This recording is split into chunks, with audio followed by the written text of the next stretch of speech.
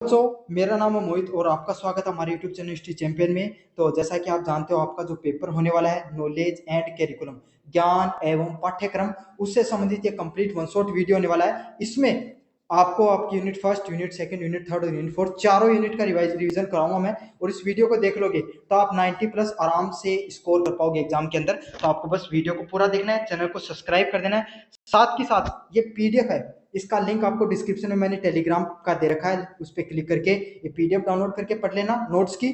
साथ के साथ अन्य वीडियो देखना चाहते हो तो प्लेलिस्ट का लिंक है, वो भी डिस्क्रिप्शन में दे रखा है, वहां से जाकर और भी 3-4 वीडियो आपको देखने को मिल जाएंगे, वो पढ़ लेना। और अगर आप थर्ड ग्रेड की तैयारी करना चाहते हो, सेकंड ग्रेड की तैयारी करना चाहते हो, तो यहाँ पर प्रोडक्ट वाले ऑप्शन पे मैंने किताब का लिंक लगा रखा है, वो किताब खरीद के आप पढ़ लेना, आपका सिलेक्शन सुनिश्चित हो जाएगा। साथ के साथ अगर आप और भी कोई प्रोडक्ट खरीदना चाहते हो तो प्रोडक्ट वाले लिंक पे यहाँ पर क्लिक करके खरीदोगे तो आपको सबसे ज्यादा डिस्काउंट देखने को मिलेगा। तो चलो शुरू करते हैं अपन वीडियो को। तो सबसे पहला टॉपिक है जो अपने को पढ़ना है वो क्या है? ज्ञान, नॉलेज क्या होता है। तो पहले परिभाषा देखते हैं। ज्ञान क्या होती है? ज्ञान वह प्रक्रिया होती है जिसके माध्यम से हम अपने चारों ओर की घटनाओं, वस्तुओं और अनुभवों को समझते हैं। मतलब ज्ञान क्या है? जिसके माध्यम से हम अपने चारों ओर की घटनाओं को समझते हैं। अच्छा देखो, जब आप बचपन में थे तो बचपन में आपके सामने कैसे सवाल दिमाग में चीजें आया करती कि भैया पंखा कैसे घूमता है ना।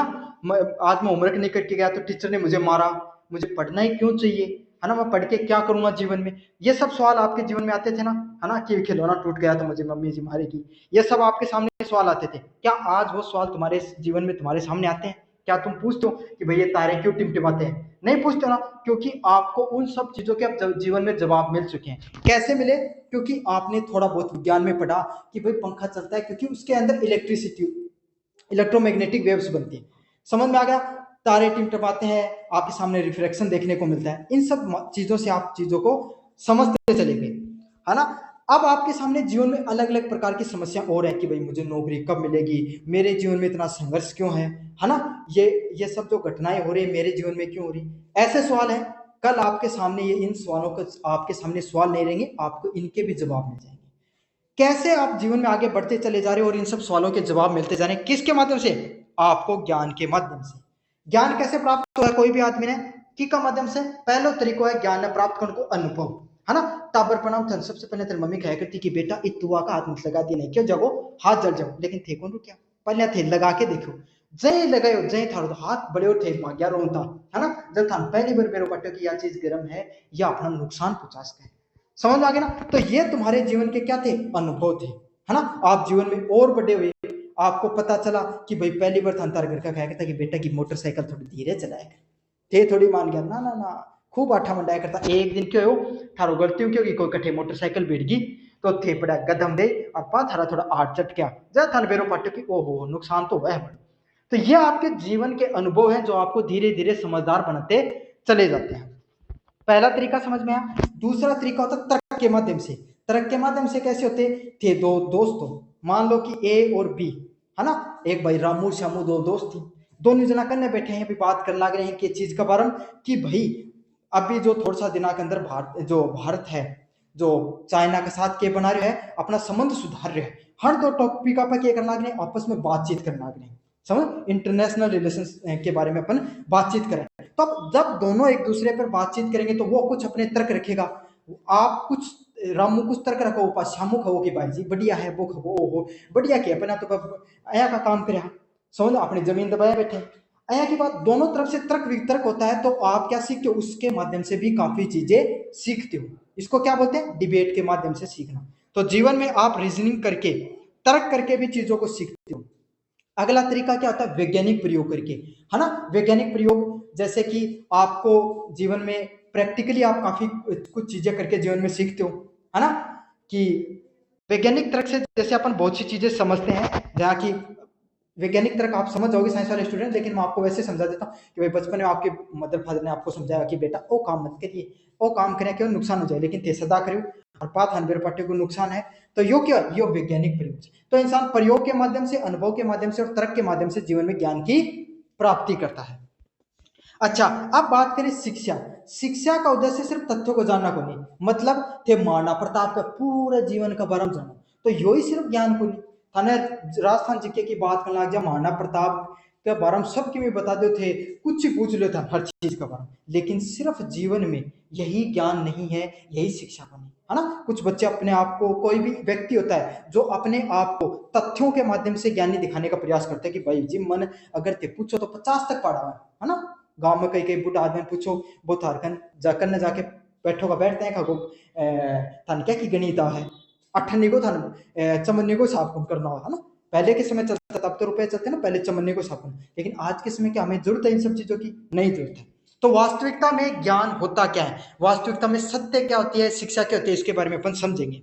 क्या होती है? सत्य को समझना, निर्णय क्षमता को विकसित करना। सत्य समझना के भाई आज का समय अपना चमन्नी को अठन्नी को समझने की जरूरत है, क्यों? क्योंकि बच्ची जरूरत ही को नहीं है ना।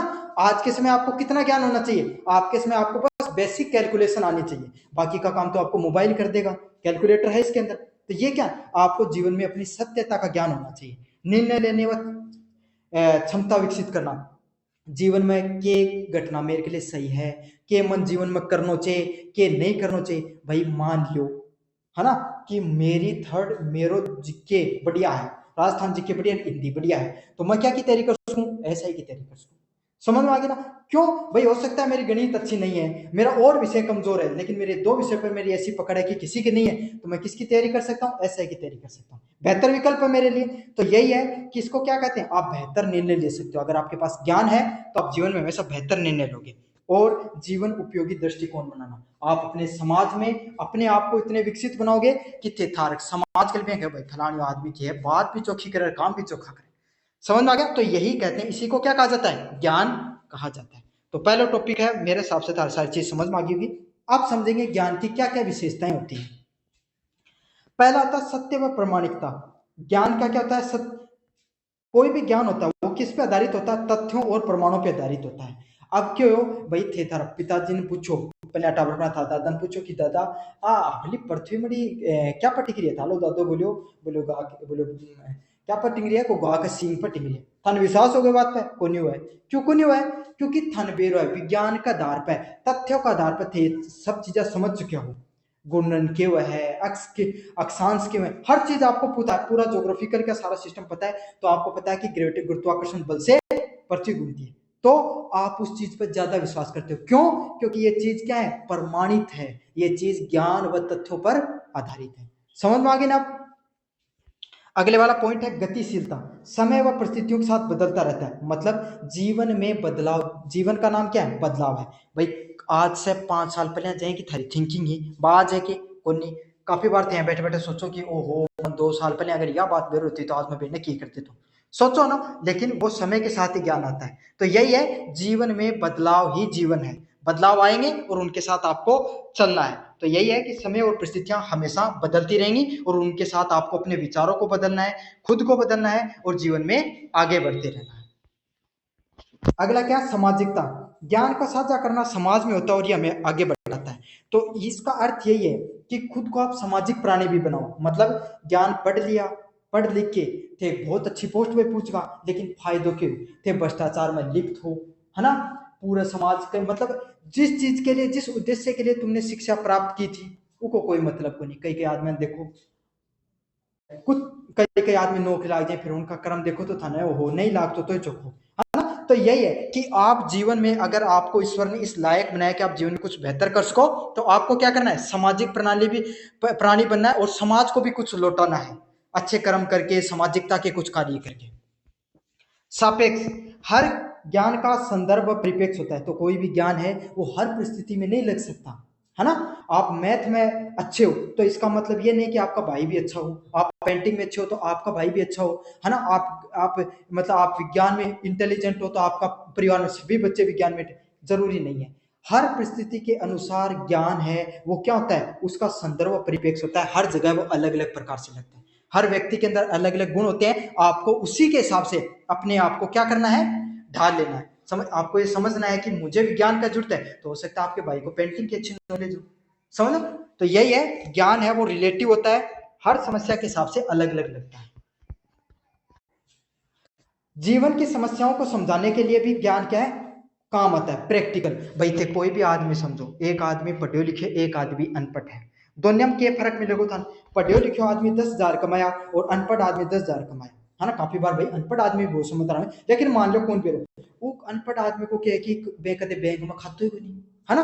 और पढ़े लिखे आदमी क्या करे, 5,000 रुपया 5-6,000 रुपया में घर चला लिया, आपको 2-3,000 रुपया बचा ली, और यो क्या आया वह बाढ़ दिया, बोलो ताजा कमाऊंगा ताजा ही खाऊंगा। समझ आता? जीवन की कुछ ऐसी समस्याएं होती हैं जो आप अपने ज्ञान के माध्यम से सुलझा लेते हो। तो शिक्षा वही नहीं है कि आप पढ़ लिख के सिर्फ सरकारी नौकरी लग जाओ या फिर जीवन में पता नहीं क्या ही अचीव कर लो, है ना। अच्छी गाड़ी ले ली आपने, अच्छे आपने घर ले लिया, सिर्फ यही शिक्षा का अंतिम उद्देश्य नहीं है। जीवन में आप अपने जीवन को सुगम बनाओ, सरल बनाओ, और साथ के साथ जीवन में आपके आने वाली अनेक चुनौतियों को आप अपने ज्ञान के माध्यम से क्या कर सकते हो, सुलझा सकते हो। उसी को क्या कहा जाता है, वास्तविक ज्ञान के नाम से जाना जाता है। अब अपन समझेंगे ज्ञान को अर्जित करने के अलग अलग तरीके। भाई ज्ञान को अर्जित कैसे किया जा सकता है, ज्ञान को कैसे प्राप्त किया जा सकता है? तो ज्ञान प्राप्त करने की अलग अलग विधियां हैं, है ना। अब थे समझो था जीवन में क्या क्या ज्ञान प्राप्त करना। पहला है अनुभव अनुभवात्मक विधि। तो कौन सी होती है? प्रत्यक्ष अनुभवों से सीखना, मतलब जिंदगी में डायरेक्ट एक्सपेरिमेंट करके सीखना। कहीं जया कि थे गाड़ी चलाना सीख रहे हो, तो चाहे कितना ही वीडियो देख रहे हो यूट्यूब पे कि गाड़ी को कैसे चलाएं, कौन सीख को जिंदगी में दे कद सीखोगा जब स्टेयरिंग हाथ में लोगा जना। समझ आ गई? तो जीवन में बहुत सी ऐसी चीजें हैं जो तुम्हें कैसे सीख सकते हो, सिर्फ अनुभवों के माध्यम से सीख सकते हो। तो यही है, इस विधि को क्या कहा जा सकता है, अनुभवात्मक विधि के नाम से जाना जाता है, जहां तुम जीवन में क्या करते हो, अनुभवों के माध्यम से चीजों को सीखते हो। तार्किक विधि, विचार और तर्क से निष्कर्ष निकालना, मतलब अब थे क्या कर रहे हो, राजनीति पर कोई दो विचार कर रहे हो, दो दोस्त बैठा, है ना, कि कोई मान लो कि थे भी ऐसा ही की तैयारी करो, था लो दोस्त भी ऐसा ही की तैयारी करे, है ना। तो क्या है कि दुनिया की जीके क्या कोई एक टॉपिक है, एक को कमजोर है, एक को मान लो कि आर्ट एंड कल्चर कमजोर है ना, और दूसरा को स्ट्रॉन्ग है, दोनों बैठा, दोनों एक दूसरा से तर्क वितर्क करने लगा, महाराणा प्रताप का बारे में तर्क वितर्क करो, सारों को सारों निचोड़ काट लिया। तो इससे क्या हो, तर्क वितर्क से आपने चीजें सीखा। काफी बार आप जीवन में ये कहा जाता है ना कि भाई दो व्यक्ति अगर आपस में बैठ के सेल्फ डिस्कशन करके पढ़ते हैं तब वो उनका ज्ञान बढ़ता है ना। तो इसी को क्या कहा जाता है, तार्किक विधि के नाम से जाना जाता है। गांव की बेटा था जो जो लोग पेट बढ़ के नीचे बैठ के जो बूढ़ा आदमी जो ज्ञान देती ना वो की ओर। तो ये वही है, ये ज्ञान कैसे प्राप्त होता है आपको, तार्किक विधियों के द्वारा प्राप्त होता है। अगला क्या है, वैज्ञानिक विधियां। वैज्ञानिक विधियां क्या होती है, प्रयोग व परीक्षण करके, जो विज्ञान के द्वारा अलग अलग लैब के अंदर प्रयोग करके आपको ज्ञान प्राप्त किया जाता है। जहाँ कोई नई गाड़ी बना दी, है ना, कोई नई स्पेस टेक्नोलॉजी आ गई, नई मोबाइल आ गो, जो नई टेक्नोलॉजी वैज्ञानिक प्रयोगों के द्वारा निर्माण किया जाता है, उसी को क्या कहा जाता है, वैज्ञानिक विधि के नाम से जाना जाता है। अगली कौन सी है, अंत प्रज्ञा विद्या विधि। कौन सी होती है, आत्म चेतना अचानक मिली अंतर्दृष्टि। तो कदे कदे थे सुबह उठा, है ना, थारा घर का था गाना ही खाता पे कि बेटा पढ़ लिया कर, पढ़ लिख के जीवन में किमी कर ले, थे नहीं समझी बात ने, है ना। लेकिन एक दिन थारे बेर ने के मन में कि ओहो सब छोड़ छा, आज सब पढ़ाई करनी शुरू कर छा। थारा यहाँ समझ मांगी कि कोई गांव के कोई व्यक्ति से मिला थे, वो थार कोई चीज बताई, है ना, फिर थारा दिमाग में आई कि पढ़ना चाहिए, आप भी जीवन में कुछ कर सका, है ना।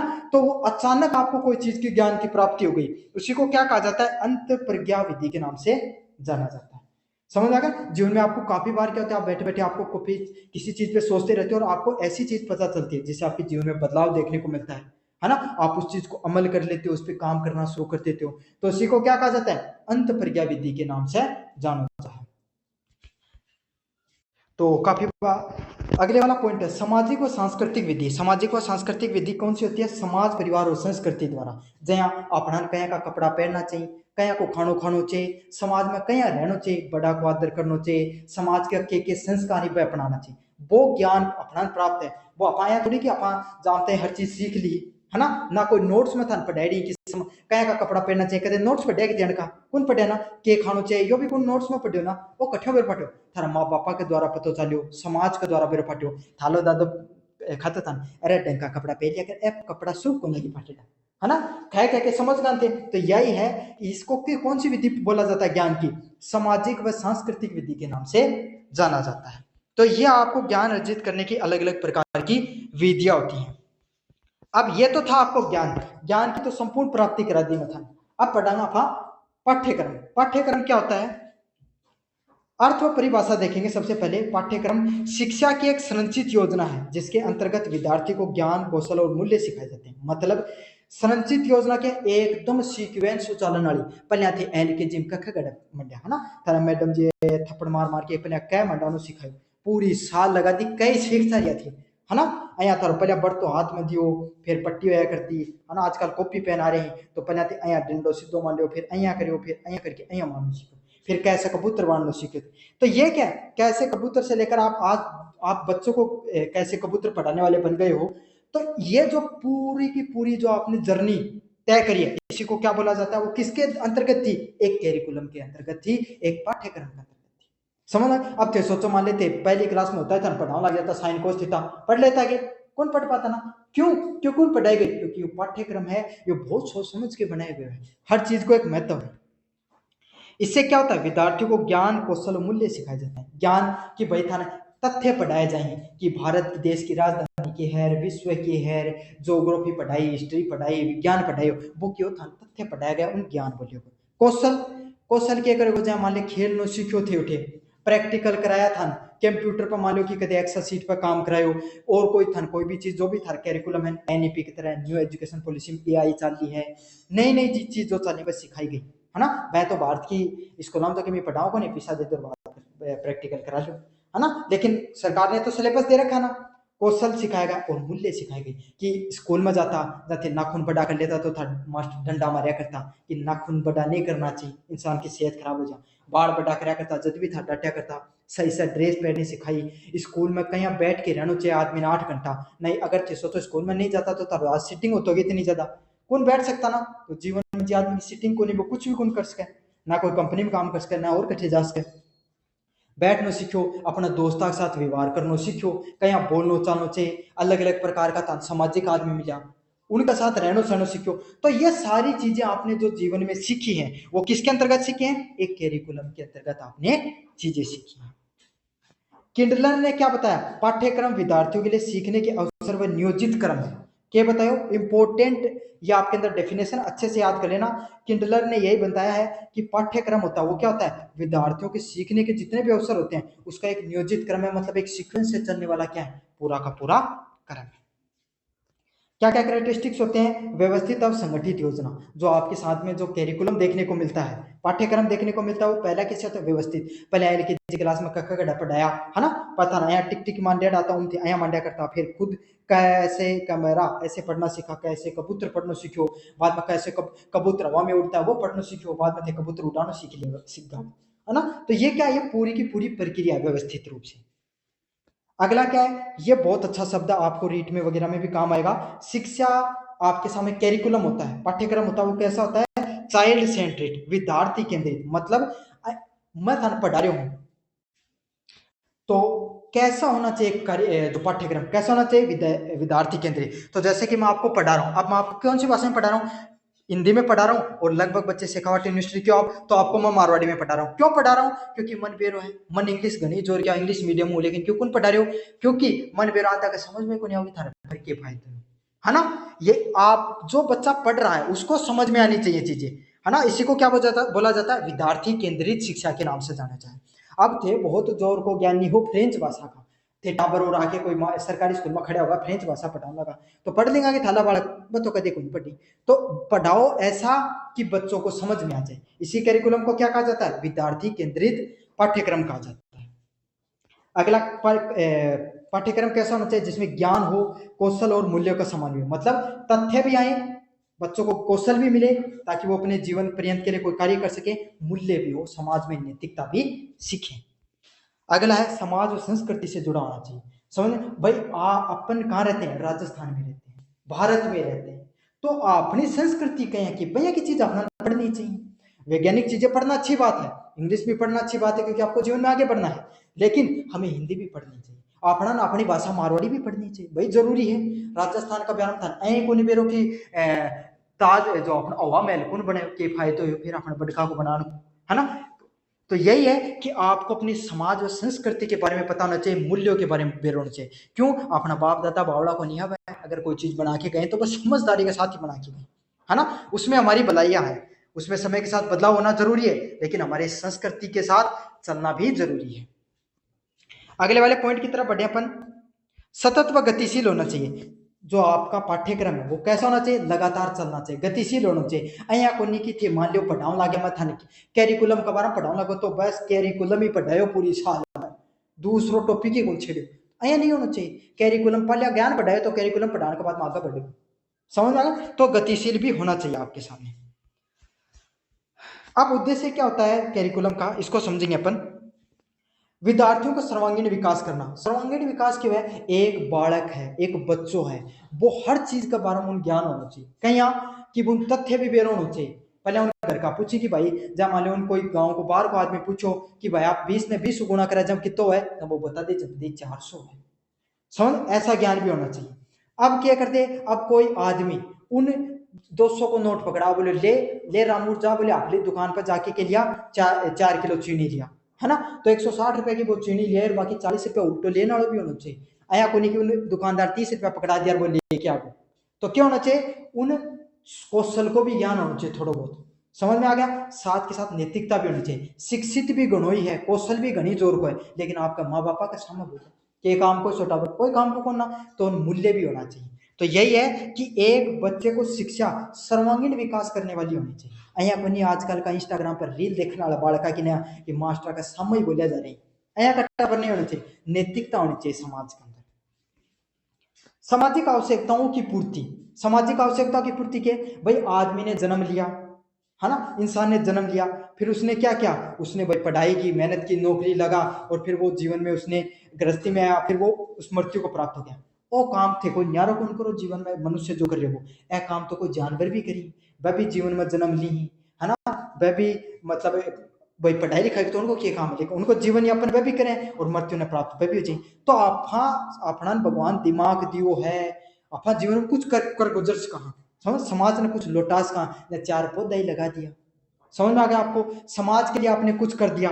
तो यही है, समाज की आवश्यकताओं की भी पूर्ति करनी चाहिए। पढ़ लिख के कोई धन बेड़ो करके हाय धन करता मर का, वो थोड़ा बहुत धन समाज के लिए भी लगा देना चाहिए। कोई गरीब आदमी की कोई शादी करवा दी आपने, कोई बच्चों की आपने समाज में कोई गौशाला खोल दी, कोई आवारा पशुओं के लिए कुछ कर दिया, तो समाज को भी आप वापस लौटाना चाहिए। इस पृथ्वी पर आप इतनी सब चीजें यूज करते हो। तो अगला क्या है, जीवन यापी शिक्षा। आज का समय बेरोजगारी क्यों क्यों, क्योंकि पढ़ा लिखा गना ही है, डिग्री हुनकन इतनी ही जितनी कोई कनी नहीं, लेकिन हुन आया कहते ना कि भाई साहब एक काम करिए, यो अपना तार जोड़ना है पंखाड़ो, तो तार नहीं जुड़े, आईटीआई की डिग्री करे बैठे, ये काम का आयो कोई आईटीआई कोई काम को ना। तो जीवन में आपके अंदर जीवन यापी शिक्षा होनी बहुत जरूरी है। मारना प्रताप का बारे में ज्ञान होना जरूरी है, लेकिन मेरा बेटे का बापू थोड़ा बहुत धन क्या होना चाहिए, साथ के साथ ज्ञान उनको भी होना चाहिए कि मान लो अगर नौकरी नहीं लग गया तो अपन जीवन में और की भी कर सकता। तो जीवन यापी शिक्षा भी होनी चाहिए। अगला क्या है, राष्ट्रीय एकता और सांस्कृतिक मूल्यों का संवर्धन। मतलब समाज में शिक्षा भी है, विश्व भी है, सबकी में है, लेकिन मान ले उनको दूसरों देश अटैक करते हो थे, बोले मेरे को जाओ मारो के काम है, अया का नहीं, अपने अंदर अपनी सांस्कृतिक मूल्य भी होना चाहिए और राष्ट्रीय एकता की भावना भी होनी चाहिए। अगला क्या है, बदलते वैश्विक परिदृश्य के अनुसार नई क्षमताएं भी होनी चाहिए। जया जया नई टेक्नोलॉजी आती जा रही है, समझ कि अब एआई आ गई, तो एआई के बारे में ज्ञान होना बहुत जरूरी है। क्यों, आज से 5 साल बाद 5-10 साल बाद में थे देखोगा, जिन आदमी एआई को नॉलेज हो वो आगे बढ़ गो और जिन नहीं पीछे रखो, अया नहीं समझ में आई। तो आज से 5-7 साल पहले देख लो, मोबाइल फोन होया करता, कोई ना आदमी ना आया मोबाइल फोन नहीं चलाना तो भी कोई बड़ी बात को नहीं, और आ जाए तो भी कोई बड़ी बात को नहीं। आज का टाइम में काम चल जाए, कोई भी आदमी को बिना मोबाइल चलाए कौन चलाना। तो यही है कि जो वक्त के साथ जो तकनीक बदल रही है, हमें उसके साथ खुद को बदलना भी जरूरी है। अब अपन पढ़ेंगे पुराना नवाब नया पाठ्यक्रम। पुरानो पाठ्यक्रम क्या को और अब नयो पाठ्यक्रम क्या को। तो पहला क्या, दृष्टिकोण की बात करें तो कैसा था, विषय केंद्रित। पहले भाई थारा जो पिताजी पढ़ा करता है ना, तारी माता जी पढ़ी थी, दादा दादू ये पढ़ा, तो उनको पाठ्यक्रम होया कर तो वो क्या कर दो विषय पे पर जोर दिया करता कि गणित सीखो गणित सीखो गणित सीखो। अब क्या पर जोर है विद्यार्थी के अंदर कि टाबर ने गणित सिखाओ। क्यों, अब टाबर ही सी जोर का कौन रिया जन का माथो चल है, कौन चल है भाई, उन्हें सिखाना पड़े कि भाई साहब ए 20 गोली ही और हणमे के साथ 20 गोली बना दी तो कितनी हुई 40 हुई। समझ में आ गई? तो ऐसे उनको सिखाना पड़ता है, मतलब जैसा बच्चा है उसको उस हिसाब से ज्ञान देना चाहिए, ये आपका नया पाठ्यक्रम कहते हैं। लक्ष्य क्या है? केवल ज्ञान। पर यहाँ जो पुराना सिलेबस है तो ज्ञान दिया करता सिर्फ, है ना, कि जहाँ आज का अपना नहीं देख रहे हो, अपना सिर्फ क्या पढ़ाई कि भाई साहब विज्ञान का साइन कोस का रूल रट लियो और विज्ञान रट लियो और इतिहास रट लियो, यही पढ़िया ना अपना। तो यही है, उसमें किसकी बात की जाती थी? सिर्फ ज्ञान की बात की जाती है। अब की बात करें, नई एजुकेशन पॉलिसी में देख लो, ज्ञान की भी बात करी जा रही है, कौशल भी सिखाने की बात करी जा रही है। भाई तार की भी खुद की नीयत होनी चाहिए सीखने की, और दूसरी स्कूल वाला की भी नीयत होनी चाहिए, है ना। तो वहां पर आपको क्या सीखने को मिलता है? कौशल और मूल्य सीखने को मिलता है। पद्धति की बात करें, रटने पर आधारित गतिविधियां, तो पहले का जो पुराना सिलेबस था उसमें क्या थी? हर चीज रटन पे ज्ञान दिया करता। आपा क्या करा? 10वीं 12वीं पढ़ा को नहीं, रट्या ही रट्या सब ज्ञान कि पढ़ लियो भाई साहब, प्रतिशत लियो प्रतिशत लियो, वह प्रतिशत आप मार्कशीट हम देख यार 2 मिनट राजी हो यार मायने घाल दिया, कोई काम को नहीं ना। तो यही है कि पहले का किस पे होता था? रटने पर ज्यादा हुआ करता था। अब आपका पाठ्यक्रम कैसा है? गतिविधि व अनुभव आधारित, मतलब अब थे कोई भी एक्टिविटी करके चीजें सीखो, है ना, कि भाई कंप्यूटर सिखाए हो तो थान कंप्यूटर पर प्रैक्टिकल करके सिखा रहे हैं, अलग अलग प्रकार की नई एजुकेशन पॉलिसी में चीजें लेकर आए। मूल्यांकन के चीज पर मूल्यांकन क्या करता? तो आपनो क्या पोया करतो? जी का भाया आज बढ़िया परसेंटेज आगा वो तो होशियार होया करतो, और जी का नहीं आता वो की कमजोर होया करतो। तो किसके आधारित होता? परीक्षा आधारित आपके सामने पाठ्यक्रम देखने को मिलता। आप कौन सा सतत मूल्यांकन? सतत मूल्यांकन क्या होता है? जिसमें बच्चे का ज्ञान भी देखा जाता है, बच्चे के मूल्य देखे जाते हैं, कौशल देखे जाते हैं, नैतिकता देखी जाती है, हर चीज में। अब यहाँ तो कौन समझ में आते इतना होशियार कठे हो? तो मैं बताऊं, जाए कि मान ली स्पोर्ट्स में कहें कोई बालक इका नंबर मिल रही, बच इस टीचर के साथ कहें व्यवहार करे इका नंबर मिल रही, लीडरशिप में कहें इका नंबर मिल रही, और स्कूल का भी नंबर मिल रही। उपयोगिता क्या थी? सीमित। पढ़ लिख के आज आपा क्या करा? क्यों आपा आज के समय हर टाबर परेशान है, चपड़ासी के लिए 24 लाख फॉर्म क्यों लागा? क्यों भाई ज्ञान ज्ञान तो कोई को हाथ को नहीं अपना, सिर्फ अपना बेरो माना प्रताप का बारम, लेकिन कदे जीवन में कुन की करियो की। समझ में आ गया? अपने को पता है सांबर झील का बारम, लेकिन आया पकड़ ले कि भाई जी मुंह अगर मछली है तो वह पकड़ने के वो चीज को अपना ज्ञान नहीं है। तो यही है कि ज्ञान अपने को कैसा है? सीमित ज्ञान है। अगला क्या है? अब जो नया सिलेबस है उसमें जीवन उपयोगी चीजें, कि भाई जीवन क्या जीनो चाहिए, क्या 2 रुपया कमाने की तकनीक सिखाई जा रही है। यह हो गया आपके सामने पाठ्यक्रम से संबंधित चीजें। आप पढ़ेंगे पाठ्यक्रम निर्माण के सिद्धांत, प्रिंसिपल ऑफ कैरिकुलम कंस्ट्रक्शन। तो जैसे पाठ्यक्रम का निर्माण कैसे होता है इसके बारे में अपन पढ़ेंगे। पहला पॉइंट है बाल केंद्रित, विद्यार्थियों की रुचि, क्षमता और आयु का ध्यान में रखकर। तो अपन जो पाठ्यक्रम का निर्माण किया जाता है वो कैसे किया जाता है? पहले सबसे पहले अपन विद्यार्थी की रुचि का ध्यान रखते हैं कि बच्चा किस तरीके से पढ़ना चाहता है। छोटी क्लास का बच्चा ने क्या पढ़ाओ? मातृभाषा में पढ़ाओ, मारवाड़ी है तो मारवाड़ी पढ़ाओ, मराठी है तो मराठी पढ़ाओ, तमिल पढ़ना चाहो तो तमिल पढ़ाओ, फिर बाद में क्या हिंदी इंग्लिश पर शिफ्ट करो। क्षमता, कोई बच्चा स्पोर्ट्स में अच्छा है तो स्पोर्ट्स की उसकी तैयारी करो, अगर कोई बच्चा अपनी उसकी तकनीक में ज्ञान है उसको तकनीक की तरफ बढ़ाओ, कोई बच्चा अगर आईटी आपको और कोई सेक्टर में जाना चाहता उसको उस चीज में आगे बढ़ाओ। आयु का ध्यान, भाई छोटो बच्चा है तो उन छोटे बच्चे के हिसाब से ट्रीट करो, और बड़ा बच्चा है, बड़े जो आपके प्राइमरी सेकेंडरी का या हायर सेकेंडरी का बच्चा है तो उसको इस तरीके से ट्रीट करो। तो अब कैसी शिक्षा? बाल केंद्रित शिक्षा देखने को मिलती है। गतिविधियों आधारित कैसी होगी? सीखने के लिए प्रयोग करना, मीन्स आप चीजों को सीखते हो, साथ के साथ कैसे सीखोगे? प्रयोग कर कर कर सीख रहे हो। परियोजनाएं व गतिविधियां बनाना, तो जैसे मॉडल बना लिया, चार्ट बना लियो, ये गतिविधि कर करके इंसान सीखोगे उन सब चीजों। अगले वाला पॉइंट है सामाजिक उपयोगिता। अब थे पढ़ लिख के जीवन में कोई लायक बन रहे हो, जहाँ आपा बेरोजगार आपा देख लियो समाज में अपने कोई क्या उपयोगिता? भाई घर खा रोटी खा लिया हाँ बढ़िया, और बढ़िया किताब देख लिया, लाइब्रेरी में चल जाओ वापिस है कि कोई समाज में उपयोगिता? अपनी कोई उपयोगिता को नहीं। के काम आ रहे हो भारत को युवा? कोई काम को नहीं रहे हो। क्यों को नहीं रहे हो? क्योंकि कोई स्किल ही को नहीं। अपना न चिमटा फूकनी ये चीज भी बाहर न मंगानी पड़ रही।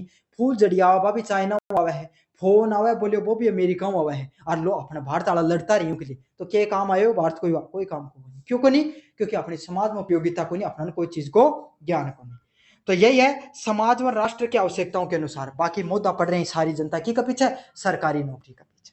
तो यही है, आप ना समाज के कोई उपयोगिता है ना आपकी राष्ट्र के प्रति कोई उपयोगिता है। इसीलिए इसीलिए अपने सोच को बदलो जीवन में, और जो पारंपरिक तरीके हैं उनसे बढ़कर आप दूसरे चीजों को करो, ताकि समाज में थे सरकारी नौकरी जनता का टैक्स पर नहीं पड़ के उसका की थे ई लायक ही बन जाओ कि 10 जना रोजगार देते हो, 10 जना को टैक्स छोड़ देते हो।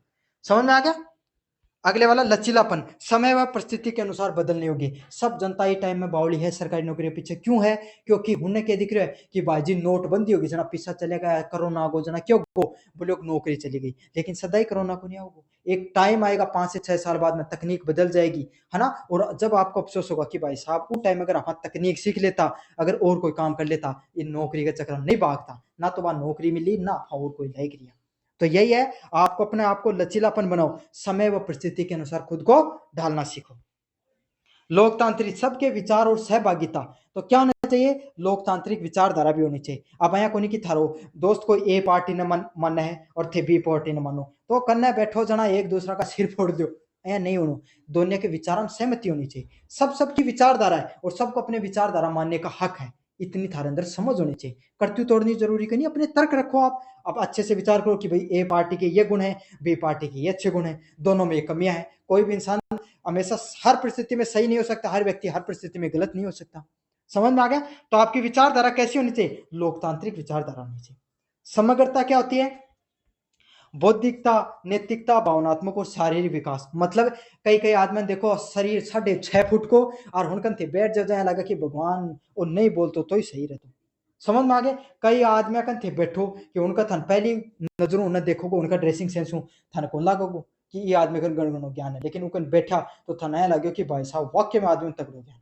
समझ में आ गया? कुछ व्यक्तियों के पास तुमने बैठे उनको देखा कि वाह कि आदमी के ड्रेसिंग सेंस है, जय मुंह खोलियो तो ऐ लगे कि हो बटेड़ा उपड़ा निकलना शुरू गई।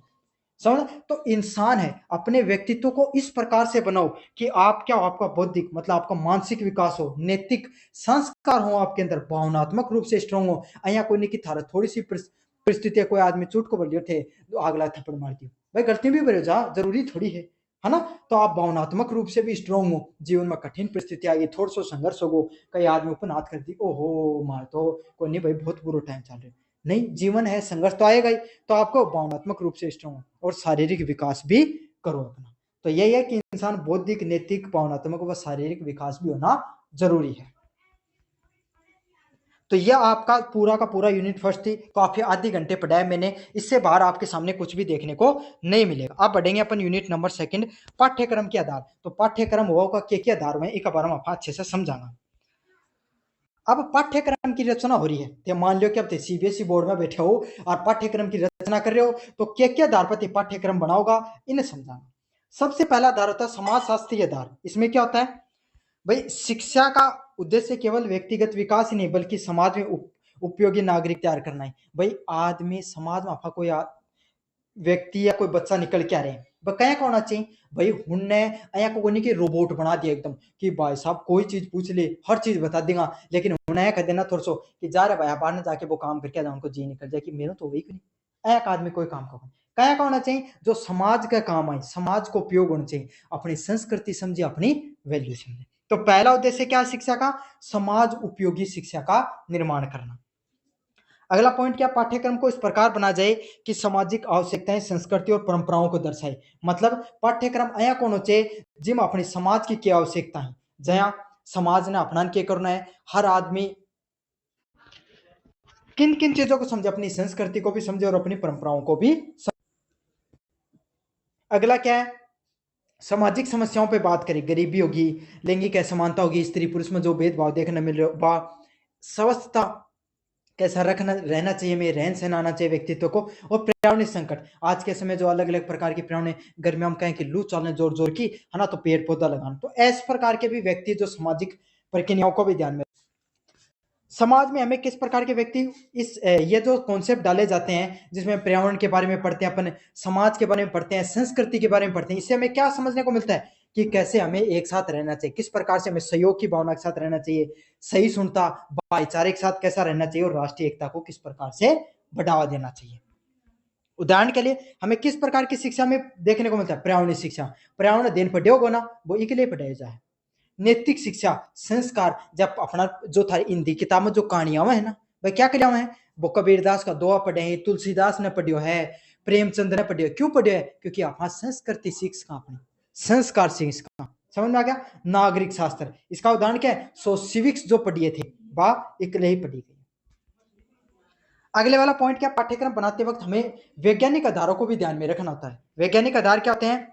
आधुनिक दृष्टिकोण विज्ञान और तकनीक पे आधारित, मतलब साइंस पढ़े, साइंस का जो बालक होगा, काफी बच्चा था साइंस से भी जुड़े होगा, तो वह क्या करी, विज्ञान और तकनीक पे आधारित होता है। तो वैज्ञानिक आधारित चीजें भी होनी चाहिए, जहां पर अपन पढ़ेंगे विज्ञान के बारे में और तकनीक के बारे में, कि भाई आप समझते हो कि जो ये पौधे हैं, इनके पौधों के अंदर आप ऑक्सीजन लेते हो, इसका निर्माण कैसे होता है, फोटोसिंथेसिस से होता है।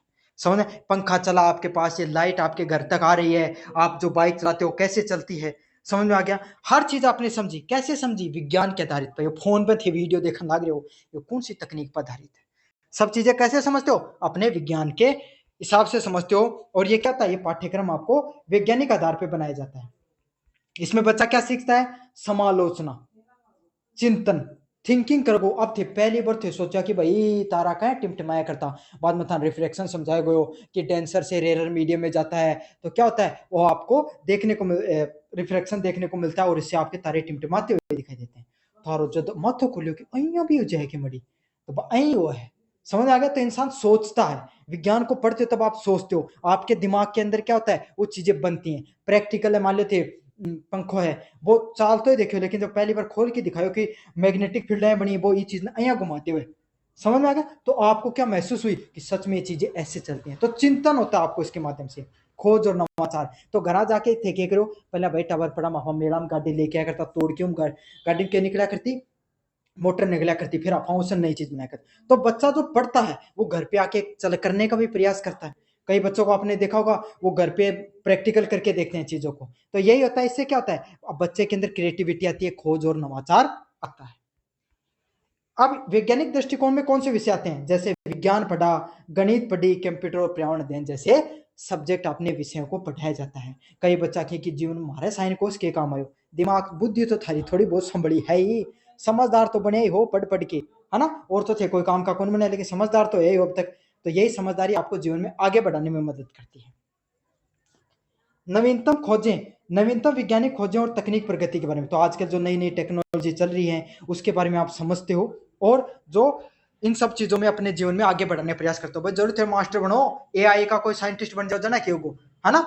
तो यही है, जरूरी नहीं कि आप जिस फील्ड की तैयारी करते हो उससे भी अलग आप चीजों को सीखते हो इन सब चीजों से। उदाहरण के लिए बताऊं, डिजिटल शिक्षा हो गई, एसटीएम, साइंस, टेक्नोलॉजी, इंजीनियरिंग व मैथमेटिक्स से संबंधित विषय आते हैं इसमें। अब अगले विषय पढ़ते हैं अपन, दार्शनिक आधारित विषय। क्या होता है इसमें, पाठ्यक्रम की बात करें तो शैक्षणिक दर्शन देखने को मिलता है एजुकेशन फिलोसफी पर आधारित। क्या होता है इसमें, एजुकेशन फिलोसफी पर विभिन्न प्रकार के दार्शनिक दृष्टिकोण देखने को मिलते हैं। पहला क्या होता है, आदर्शवाद। आदर्शवाद क्या होता है, तो ये बताऊं इससे पहले मैं आपको बता देता हूं दार्शनिक आधार क्या है। दार्शनिक आधार हो जाए, गीता की शिक्षा पढ़ी, है ना, रामायण की कहानी पढ़ी, पढ़ी ना, स्कूल में जाता है थरकन गायत्री मंत्र करवा दिया करता, प्रेयर कराया करता, हाथ जोड़ के थी प्रेयर करी होगी, करी है ना। तो वह क्या नैतिकता, ये था ना दार्शनिक आधार पर चीजें समझे। प्लूटो ने पढ़ियो कदे, अरस्तु ने पढ़ियो को थे, तो वह क्यों पढ़ियो है ना। कभी तुमने तुलसीदास को भी थोड़ा बहुत इन सब चीजों से संबंधित पढ़ा है, तो महात्मा बुद्ध ने भी पढ़ियो है ना, महावीर को भी पढ़ा है। तो ये सब चीजें आपको क्यों पढ़ाई जाती है, दार्शनिक आधारों पर पढ़ाई जाती हैं, और इनमें अलग अलग चीजें आती हैं। क्या आती है, पहला आता है आदर्शवाद। क्या सीखते हो, नैतिकता और मूल्य शिक्षा। उठे सीखो कि जो आपने, अगले वाला पॉइंट है रियलिज्म। आप जीवन में वस्तुनिष्ठ ज्ञान और विज्ञान के बारे में सीखते हो। वस्तुनिष्ठ ज्ञान और विज्ञान क्या होता है, जीवन में वास्तविकता के बारे में। भाई थार आया बेरो पार्टियों के दे थार बैठे बैठे कहे दिमाग में कि भाई साहब अपन जन्म ही क्यों लियो, नहीं लेना चाहिए अपना, है ना, लियो तो क्यों लियो। तो इन सब चीजों की जैसे खोज करते हो, तो इन सब चीजों में आपने फिर थार गीता को कोई पाठ है वो के अंदर पूरा थे पढ़े हो, तो थार बहुत सी चीजें समझ में कि अच्छा इंसान ने सही कर्म करना चाहिए तो क्यों करना चाहिए, गलत कर्म का क्या नुकसान हुए। तो यहाँ पे आप यथार्थ के बारे में ज्ञान प्राप्त करते हो।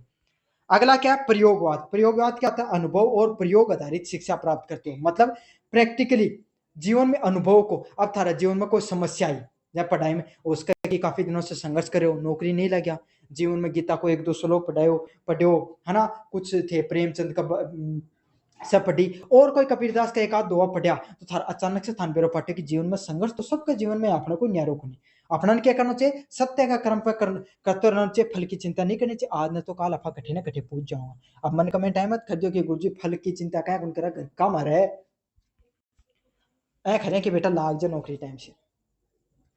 प्रकृतिवाद की बात करें, प्रकृतिवाद क्या होता है, प्रकृति और बालक की स्वतंत्रता। मतलब बच्चे को यह समझाया जाता है कि प्रकृति की आवश्यकता क्यों है, समझ में आ गया। छोटे बच्चे को अगर आपने ये बताया कि भाई ये पौधे होते हैं, है ना, इन अपना बचा के रखने चाहिए, है ना, इससे क्या अपने प्रकृति ने क्या मिला है, ऑक्सीजन इससे फैलता है, हमारा जो ग्रीन हाउस इफेक्ट कम होता है, तो वो बच्चा समझता है प्रकृति और प्रकृति की कदर करता है। तो अपन जो दार्शनिक शास्त्र होता है उसमें आदर्शवाद सीखते हैं, यथार्थवाद सीखते हैं, प्रयोगवाद सीखते हैं और प्रकृतिवाद से संबंधित चीजें सीखते हैं।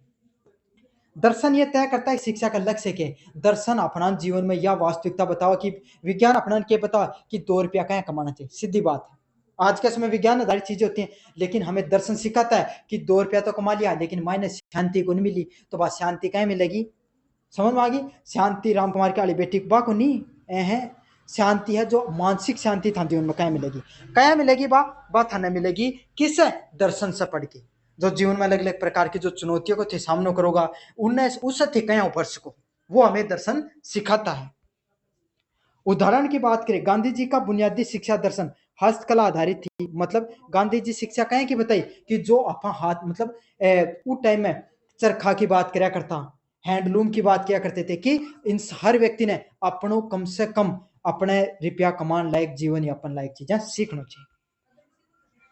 टैगोर का प्राकृतिक शिक्षा का दृष्टिकोण और जो टैगोर है, रविंद्रनाथ टैगोर है, उसकी प्राकृतिक शिक्षा के बारे में बताया। तो रविंद्रनाथ टैगोर को आप पढ़ोगे अपने पाठ्यक्रम में, उन्होंने प्रकृति से आधारित शिक्षा के बारे में बताया। समझ में आ गया आपको? अगले वाला पॉइंट है मनोवैज्ञानिक आधार। तो साइकोलॉजिकल बेसिस क्या होते हैं? विद्यार्थी शिक्षा का केंद्र है। मतलब विद्यार्थी क्या होता है, मनोवैज्ञानिक विषय भी पढ़ते हैं। जब आप थे मनोविज्ञान का साइकोलॉजी के बारे में पढ़ो, थोड़ा टेस्ट भी हो साइकोलॉजी को अलग से। तो इनमें क्या है, विद्यार्थी शिक्षा का केंद्र है। अगले वाला है विद्यार्थी शिक्षा केंद्र। मतलब विद्यार्थी कौन होता है? जो शिक्षा के बारे में जानता है, उसके बारे में रुचियों को जानो, उसकी क्या क्षमताएं होती हैं, है ना, उसकी आवश्यकता की। अब टीचर तो बन गया, लेकिन टीचर बन के थान देखो कि थारी क्लास में कोई एक बच्चों है जिसकी ड्राइंग बहुत शानदार है, तो थे कह रहे हो कि भाई ड्राइंग की क्लास एक्स्ट्रा करवा दी। समझे? आपने ड्राइंग वाले टीचर को बोला कि भाई इस पे स्पेशल ध्यान देना आपने। कोई बच्चे स्पोर्ट्स में अच्छा है तो पीटी वाले टीचर को बता दिया आपने कि आपको इसका विशेष ध्यान रखना है। कोई बच्चा जी को बौद्धिक स्तर कमजोर है, धीरे धीरे चीजें सीखे, तो ते के ऊपर थोड़ा ज्यादा जोर दियो। ते कया समझोगा थे जब थे खुद मनोवैज्ञानिक रूप से समझ होगी बच्चा की कि कोई भी बच्चा है वो मनोवैज्ञानिक रूप से कमजोर है, तो उन थाने कया पढ़ाना है, एक थारो मनोविज्ञान मजबूत होना जरूरी है। अगले वाला क्या? पाठ्यक्रम का उद्देश्य व्यक्तिगत भिन्नताएं होती हैं। तो आपको जीवन में यह समझना जरूरी है कि क्लास में एक 60% वालों भी टाबर मिलेगो, एक 90% वालों भी टाबर मिलेगो और एक थान मिलेगो कोई मान ले 40% वालों भी। सब बच्चों को आपको साथ लेकर चलना है। 90% वाला पढ़ा के थे 95 लिया तो कोई घणो बड़ो उद्देश्य प्राप्ति कौन कर ली थी। बड़ी बात यह है जब वो 40 साल न थे 80 तक पहुंचा दियो जना, वाह है थारी एक बढ़िया टीचर की विशेषता। समझ में आगा? काफी बच्चा है कहीं जो सारा दिन कुछ मादी करेंगा, है ना पढ़ाई में ना कुछ ही गुण ज्ञान, क्या कोई ज्ञान को नहीं, लेकिन जय थे स्पोर्ट्स की बात होगी सब वो आगे मिलेगा, है ना। काफी बच्चा है का भी मिलेगा जो पढ़ाई में भी होशियार ही, स्पोर्ट्स में भी होशियार ही, उन्हें भी साथ लेके चलना है। कई बच्चा अया का भी मिलेगा जो पढ़ाई में भी कोई नहीं होशियार, ना मैं भया होशियार स्पोर्ट्स में, लेकिन बाहर ना उन्हें बाहर ना भेजो नेतागिरी करने में, बस वो आगे मिलेगा। समझा? तो हर बच्चे का दिमाग अलग अलग है। आपको ऐसा नहीं है कि आप मैथ के टीचर हो तो आप ऐसा नहीं कि बस सारे दिन पढ़ाई के लगा रखें। समझना? तो आप उनके मनोवैज्ञानिक स्तर को समझना और उनके साथ वैसा ही ट्रीट करना। और व्यक्तिगत भिन्नता ही हमारे समाज की क्या है? खूबसूरतियां हैं। अगले वाला क्या? सीखने का सिद्धांत होना। तो हमें अलग अलग तरीके से सीखने के तरीके होते हैं, जैसे व्यवहारवाद, संज्ञानवाद और संरचनावाद आदि। आप इन सब चीजों को आप धीरे धीरे सीखने के सिद्धांत से समझते हो। अगले वाला क्या है? विद्यार्थियों को प्रेरणा।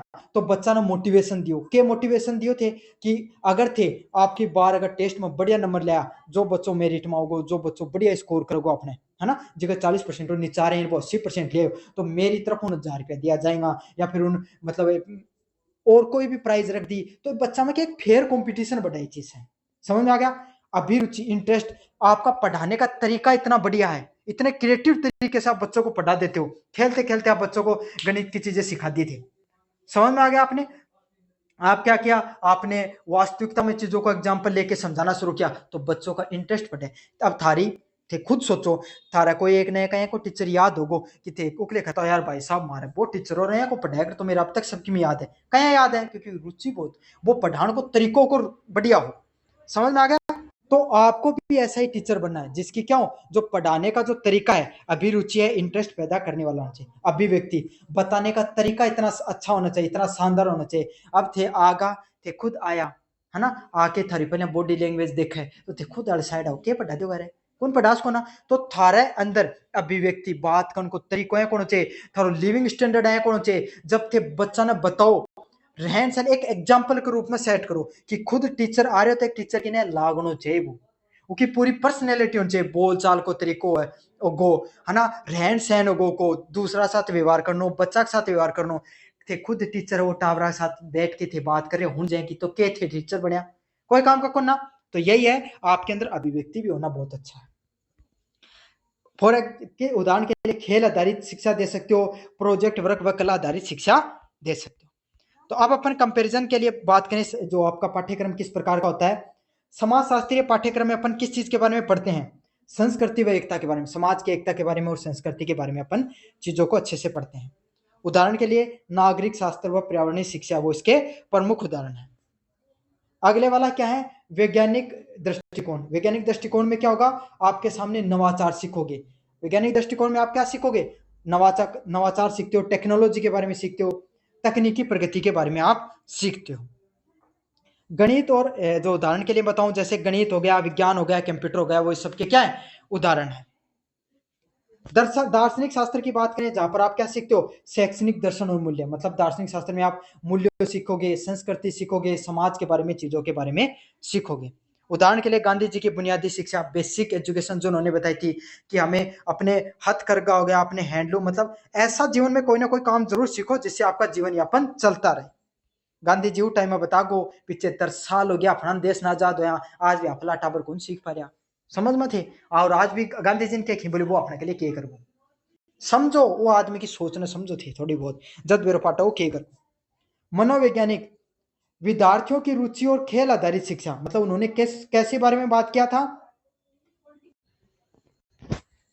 शिक्षा, कला और जो आपके सामने जो उदाहरण है इसके, तो यह आपके सामने पूरा का पूरा है। निष्कर्ष की बात करें अपन, पाठ्यक्रम का निर्माण केवल विषयों की सूची के बारे में नहीं होता, बल्कि समाज विज्ञान व दर्शन व मनोविज्ञान का समन्वय में। मतलब पाठ्यक्रम में क्या होनी चाहिए, समाज का बारे में भी बात होनी चाहिए, विज्ञान का बारे में भी बात होनी चाहिए, दर्शन व मनोविज्ञान भी देखने मिले। समाजशास्त्र आधार, समाज से जोड़ता है, तो समाजशास्त्र को काम क्यों है, समाज न जोड़ने को काम है। विज्ञान, वैज्ञानिक आधार पर अपन चीजों को सीखते हैं, वो क्या करता है, हमें आधुनिकता के बारे में बताता है। दार्शनिक आधार हमें दिशा प्रदान करता है, तो दर्शन के बारे में सीखते हैं, वो क्या सिखाता है हमें, दिशा, हमें जीवन में क्या करना चाहिए, क्या नहीं करना चाहिए, इस बारे में हमें बताता है। मनोवैज्ञानिक आधार हमें विद्यार्थियों की आवश्यकता को पूरा करता है, और जो मनोवैज्ञानिक आधार पे चीजें सीखते हैं वो क्या करता है, हमारे जीवन में क्या जरूरतें हैं, कैसे हमें पूरी करनी चाहिए, कोई विद्यार्थी को क्या समझाना चाहिए, सब चीजों के बारे में बात करता है। तो इस प्रकार से एक संतुलित पाठ्यक्रम का निर्माण होता है। तो यो तो थी थारी यूनिट नंबर 2 अच्छे से पढ़ा दिए। अब बढ़ाना यूनिट नंबर 3 की तरफ, पाठ्यक्रम के प्रकार। पहला पॉइंट क्या है, गतिविधि आधारित एवं जीवन केंद्रित पाठ्यक्रम। तो एक्टिविटी करके, एक्टिविटी बेस्ड और लाइफ सेंटर जो एजुकेशन, उसके बारे में अपन पढ़ेंगे। वो किस प्रकार का होता है, इसमें शिक्षा का उद्देश्य केवल ज्ञान देना नहीं है। तो भाई एक्टिविटी बेस्ड जो आपके सामने जो ज्ञान होता है, गतिविधि आधारित, उसमें क्या है, बल्कि गतिविधियों के माध्यम से अनुभव करना है। जया कि मान लो कि थान विज्ञान का टीचर था समझायो कि भाई बिजली है ना, बिजली क्या पैदा हुआ है, तो वह क्या करो, एक पूरो वैज्ञानिक तरीका से कोई मतलब डैम को निर्माण करो, थोड़ी बहुत टर्बाइन वगैरह चलाई, या ऐसा समझो कि पवन चक्की बना के दिखा दी था, समझ में आ गया। तो उससे वो उन्होंने पूरा प्रैक्टिकल समझाया आपको, और आप लैब में लेके चले गए, बायोलॉजी वाले टीचर है, इन्होंने आपको पूरा फोटोसिंथेसिस की प्रोसेस को दिखाया कैसे हुआ, अलग अलग जीव जंतुओं को सिखाया, आपने भी उसमें कुछ ना कुछ उसके अंदर माइक्रोस्कोप वगैरह में चीजें लगा कर समझी। तो ये क्या होता है, इससे आप अपनी गतिविधियों के माध्यम से चीजों को कर करके सीखते हो, इसी को क्या कहा जाता है, गतिविधि आधारित शिक्षा के नाम से जाना जाता है। विद्यार्थी विभिन्न गतिविधियां करते हैं, जैसे प्रयोग बनाना, प्रोजेक्ट बनाना, खेल व कला में भाग लेना। तो इस प्रकार की शिक्षा में जो बच्चे हैं वो अलग अलग प्रकार के शिक्षा में भाग लेते हैं, है ना। अगले वाला क्या है, जीवन की समस्याओं और परिस्थितियों को ध्यान में रखकर शिक्षा दी जाती है। तो इस प्रकार की शिक्षा में क्या होता है, बच्चों को आप प्रोजेक्ट वर्क से सिखाते हो, पर्यावरण आधारित गतिविधियां, नाटक व प्रयोगशाला में आधारित चीजों को सिखाते हो। तो कोई भी बच्चा हो गया, उसको आप प्रोजेक्ट करना सिखा रहे हो, उसको पर्यावरण से संबंधित चीजें सिखाते हो, और नाटक व प्रयोगशाला से संबंधित चीजें सिखाते हो। तो बच्चा जो इन सब चीजों के माध्यम से चीजों को सीखता है, वो कैसे सीखता है? गतिविधियों के आधारित पर। जहाँ प्रोजेक्ट करके था ना, टीचर प्रोजेक्ट बनाना दिन आप थे, थोड़ा सा दिन बाद में बुक करोगा, फाइनल लेसन होगा थारो, तब उस समय जो चीजें आप सीखोगे। अगला क्या है? विषय केंद्रित व कोर केंद्रित पाठ्यक्रम, subject centred and the core centred. तो विषय केंद्रित कैसे होता है आपका? शिक्षाओं को विभिन्न विषयों में बांटकर पढ़ाया जाता है, चाहे विज्ञान पढ़ी थे, गणित पढ़ो हो, सिविक्स पढ़ रहे हो, नागरिक शास्त्र पढ़ रहे हो, तो ये क्या, इसे विषय केंद्रित शिक्षा के नाम से जाना जाता है। इसमें क्या होता है? प्रत्येक विषय का अपना महत्व होता है। जहाँ हर विषय, गणित में थे कि एक सीखोगा कि कैलकुलेशन वगैरह सीखते हो, विज्ञान में आप तर्क वगैरह सीखते हो, सिविक्स में आप अपने जो नागरिक शास्त्र में आप अपने समाज के बारे में सीखते हो। तो हर विषय का अपना महत्व है, हर विषय के अंतर्गत आपको अलग अलग चीजें सीखने को मिलती हैं। कोर पाठ्यक्रम का अर्थ होता है ऐसे विषय जो सभी के लिए अनिवार्य हो। जहाँ कदे अब थारा पेपर है, एक अंदर के 3 सब्जेक्ट, अब थारा 4 पेपर होंगे, हम 3 सब्जेक्ट कॉमन, ये तीसरा सब्जेक्ट का पेपर है जो सबके लिए अलग है। तो पहला 3 के ही थारा कोर सब्जेक्ट है, बाकी जो सब्जेक्ट वाले सब्जेक्ट पेपर अलग है। आई जहाँ मान लो कि ते पीसीएम लीनी, कौन सा लियो? पीसीएम ली। जब थे 12 क्लास में आतो थारा 2 पेपर कोर रहा, कौन सा हा? जिसके अंदर हिंदी व इंग्लिश हमें सबके लिए कंपलसरी, बाकी सब्जेक्ट अदलता रही, आर्ट वाला के लिए उनका पेपर होगा, पीसीएम वाला के लिए जो अलग होगा, पीसीबी वाला के लिए अलग पेपर होगा। समझना? तो कुछ विषय जिनको अनिवार्य पेपर बोले जाए, भाषा हो गई, नागरिक शास्त्र और पर्यावरण शिक्षा हो गई, ये कोर सब्जेक्ट होते हैं जो हर बच्चे को पढ़ना जरूरी होता है। जैसे कि सीबीएसई स्टेट बोर्ड में, जो स्टेट बोर्ड में विषयवार पाठ्यक्रम पढ़ाया जाता है, उसी को क्या कहा जाता है? विषय आधारित शिक्षा के नाम से जाना जाता है। अनुभव केंद्रित और कार्य आधारित पाठ्यक्रम। तो अनुभव केंद्रित, आप अपने अनुभवों के माध्यम से जो चीजों को सीखते हो और कार्यों के आधारित पे आप चीजों को सीखते हो, उस पाठ्यक्रम में क्या होता है? इसमें विद्यार्थी को प्रत्यक्ष अनुभव, मतलब डायरेक्ट प्रैक्टिकल करके सीखे थे, समझना, सीखने का अवसर मिलता है। तो वही बताया ना, आप लैब में जाकर गए, आपने वहां पर पहले एनिमेटर को यूज करना सीखा कि कैसे कार्य करता है, ओम मीटर चलाया आपने, पहली बार देखा कि मैग्नेटिक फील्ड कैसे कार्य करती है, टेस्ला कोइल किस प्रकार से कार्य करती है। समझ में आ गया आपने? आप पहली बार, आपको टीचर है वो आपको चित्तौड़गढ़ के किले पर घुमाने लेके गया, वास्तविकता में देखा कि महाराणा प्रताप के जो क्या बोलते हैं, किस प्रकार की उनकी जो अस्त्र शस्त्र हुआ करते थे, आपने जो भी देख, मतलब अलग अलग कहीं पर भी गए, तो जो अनुभवों के द्वारा आप सीखते हो करके प्रत्यक्ष, उसी को क्या कहा जाता है? आपको अनुभव आधारित शिक्षा के नाम से जाना जाता है। अगले वाला पॉइंट है, शिक्षा केवल पुस्तकों तक सीमित नहीं होनी चाहिए, बल्कि कार्य, व्यवहारिक गतिविधि और अनुभव के माध्यम से होनी चाहिए। तो शिक्षा कैसी होनी चाहिए? जो सिर्फ किताबों तक सीमित नहीं हो। मतलब शिक्षा ऐसी होनी चाहिए जहाँ बच्चा कार्य करके भी सीखे, व्यवहारिकता के माध्यम से भी सीखे और गतिविधियों के माध्यम से अलग अलग अपने कार्य करके सीखे, और अनुभवों के माध्यम से भी चीजों को सीखता रहे। तो बच्चा अपने अलग अलग माध्यम से, जैसे कार्य, व्यवहारिकता, गतिविधियों के माध्यम से सीखे। उद्देश्य क्या होता है? करके सीखना। जैसे कि हस्तकला, अब थे हस्तकला, जब मान लो कि कोई बच्चों है मटको बनाना सिखा रहे हैं, समझ में आ गया? तो उसको आप प्रैक्टिकली लेके गए, कोई पोल्ट्री जो आपका जहाँ पर ये बनते हैं वहां पर गए, चित्रकला का कोई विद्यार्थी हो गया, है ना, मूर्ति कला के कोई विद्यार्थी हो गए, तो उनको आपने वहां पर जाकर चीजों को समझाया। हैंडलूम सिखा रहे हो बच्चों को कि किस प्रकार से जो आपके सामने जो सूती उद्योग चलता है, तो आप कोई कम, आपके पास फैक्ट्री थी, वहां पर लेके गए, वहां पे उनको चरखा काटना सिखाया, एक दिन के लिए आपने अनुमति ले ली, और वहां के जो कर्मचारी उनको चरखा काटना सिखाने। तो आप अनुभवों के आधारित चीजें सीख रहे हो। खेती करना वहाँ कैसी गुण मैं तो थे तारा घर ही सीख लो ये सब चीजें। तो लेकिन मान लो कोई शहर का बालक है, तो ना पहली बार भाई लेके गया आपको फील्ड में, खेतम, और सिखाया कि भाई साहब यहाँ यहाँ आने का बीज पड़े, फिर यहाँ खपतवार हटाई जा, यहाँ लावणी करी जा, यहाँ की बाकी बोलिया करी नान कर जा, हर चीज सिखाई गई। कार्य अनुभव आधारित शिक्षा, मतलब कर करके जो जीवन में चीजों को सीखा जाता है, उसी को क्या कहा जाता है? कार्य अनुभव आधारित शिक्षा के नाम से जाना जाता है। छिपा हुआ कार्यक्रम, पाठ्यक्रम। तो छिपा हुआ पाठ्यक्रम क्या होता है? अब कुछ पाठ्यक्रम ऐसा होता है जो आपको समझाएगा, मतलब आप उससे वैल्यू सीखते हो। जया जया कि मान लो कि थान पढ़ाए गए हो गीता की शिक्षा, तो जो श्लोक सिखाया गया कबीरदास का, तो कई बच्चा तो सिर्फ श्लोक याद करने में ही बिजी रहेगा, और कई बच्चा उस श्लोका को अर्थ जीवन भर याद रखे। समझ में आ गया? तो यही है, कुछ शिक्षा आपको किस लिए दी जाती है? ताकि आप सीख सको कि जीवन में आपकी चुनौती आएंगी या कैसी समस्या आएंगी, तो आप उनसे किस प्रकार से टकराओगे, उन किस प्रकार से चीजों को समझ पाओगे। तो वह शिक्षा जो औपचारिक रूप से नहीं पढ़ाई जाती है, लेकिन विद्यार्थी वातावरण और व्यवहार से सीखता है। तो जो चीजें पढ़ाई कौन जाए, आप अपना आसा पासा का वातावरण से सीखा, है ना, साथ के साथ क्या करते हो, आप बच्चों के व्यवहार के माध्यम से चीजों को सीखते हो। इसमें शिक्षक का व्यवहार तो मत आने बताया ना कि आप एक टीचर बनो तो एक टीचर बन के एग्जाम्पल के रूप में आप बोलो तो खुद है ना, खुद हिंदी में बोल रहे हो है ना, बच्चों को इंग्लिश के कुछ शब्द सिखा रहे हो। हाँ, आप खुद चीजों को करके सिखाने में विश्वास रखते हो, आप एक पर्सनैलिटी हो, पूरी पर्सनैलिटी जिसका ड्रेसिंग सेंस बढ़िया है, जो जो बोलता बहुत अच्छा है ना, जो एक एग्जाम्पल के रूप में एक अच्छा लीडर है, तो अब बच्चे आपको फॉलो करते हैं। समझ आ गया? तो शिक्षक का व्यवहार अच्छा होना बहुत जरूरी है।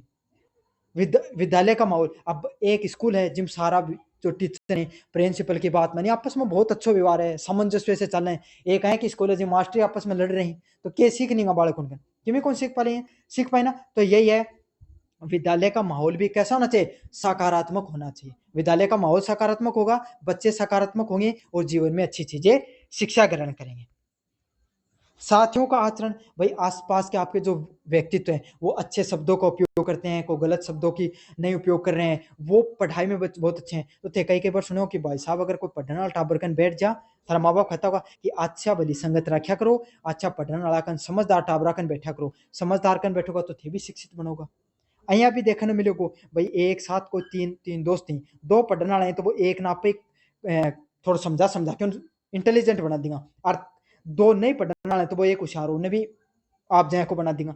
तो यही है, संगत का बहुत ज्यादा असर पड़ता है। तो अपने साथियों का जो आचरण है वो भी अच्छा हो, अपने साथी ऐसे चुनो जिनके आचरण अच्छा होगा, तो आप भी धीरे धीरे आपका आचरण सुधर जाएगा। बच्चों के मूल्य, दृष्टिकोण और व्यक्तित्व को प्रभावित करता है। तो बच्चों के जो मूल्य संस्कार हो गए, उनको दुनिया को देखने का दृष्टिकोण, तो भाई कोई व्यक्ति बच्चे आप में से तीन बच्चों में से एक एक स्टूडेंट है जो बहुत मतलब मेंटली बहुत ज्यादा स्ट्रांग है, तो आप उससे समझते हो कि जीवन में कैसी भी परिस्थिति आ जाए हमें हारना नहीं है ना। वो बैठोगा एकदम पॉजिटिव पॉजिटिव बात करे, तो 2 मिनट में हर चीज समझा दे, तो ये क्या होता है, उसको दृष्टिकोण बोलते हैं।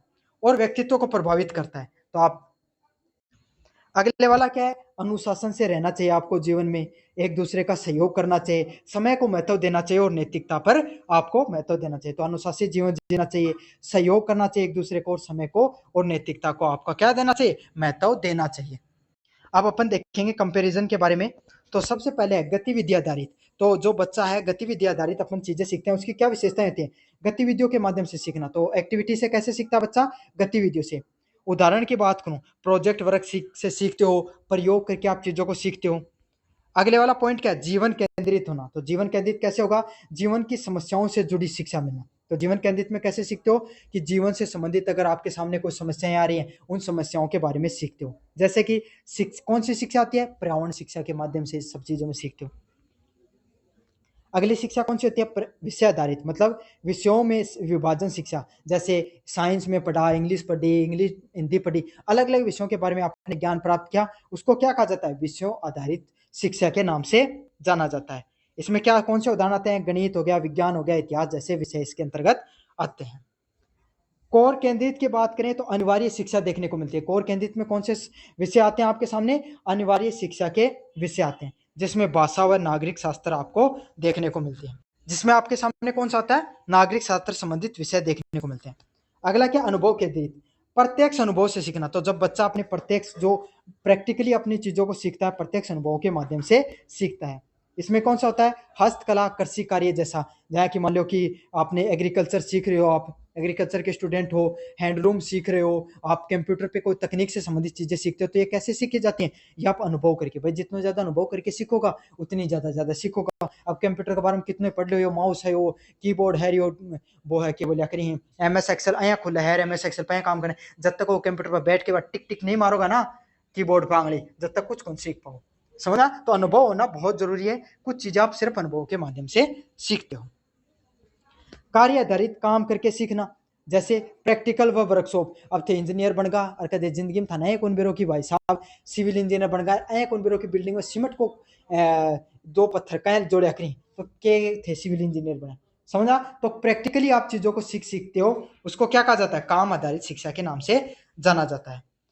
फिर पाठ्यक्रम का एक और भाग होता है छिपा हुआ पाठ्यक्रम, जहां वातावरण से औपचारिक शिक्षा प्राप्त करते हो, जहां पर अनुशासन व सहयोग जैसी चीजें प्राप्त करते हो।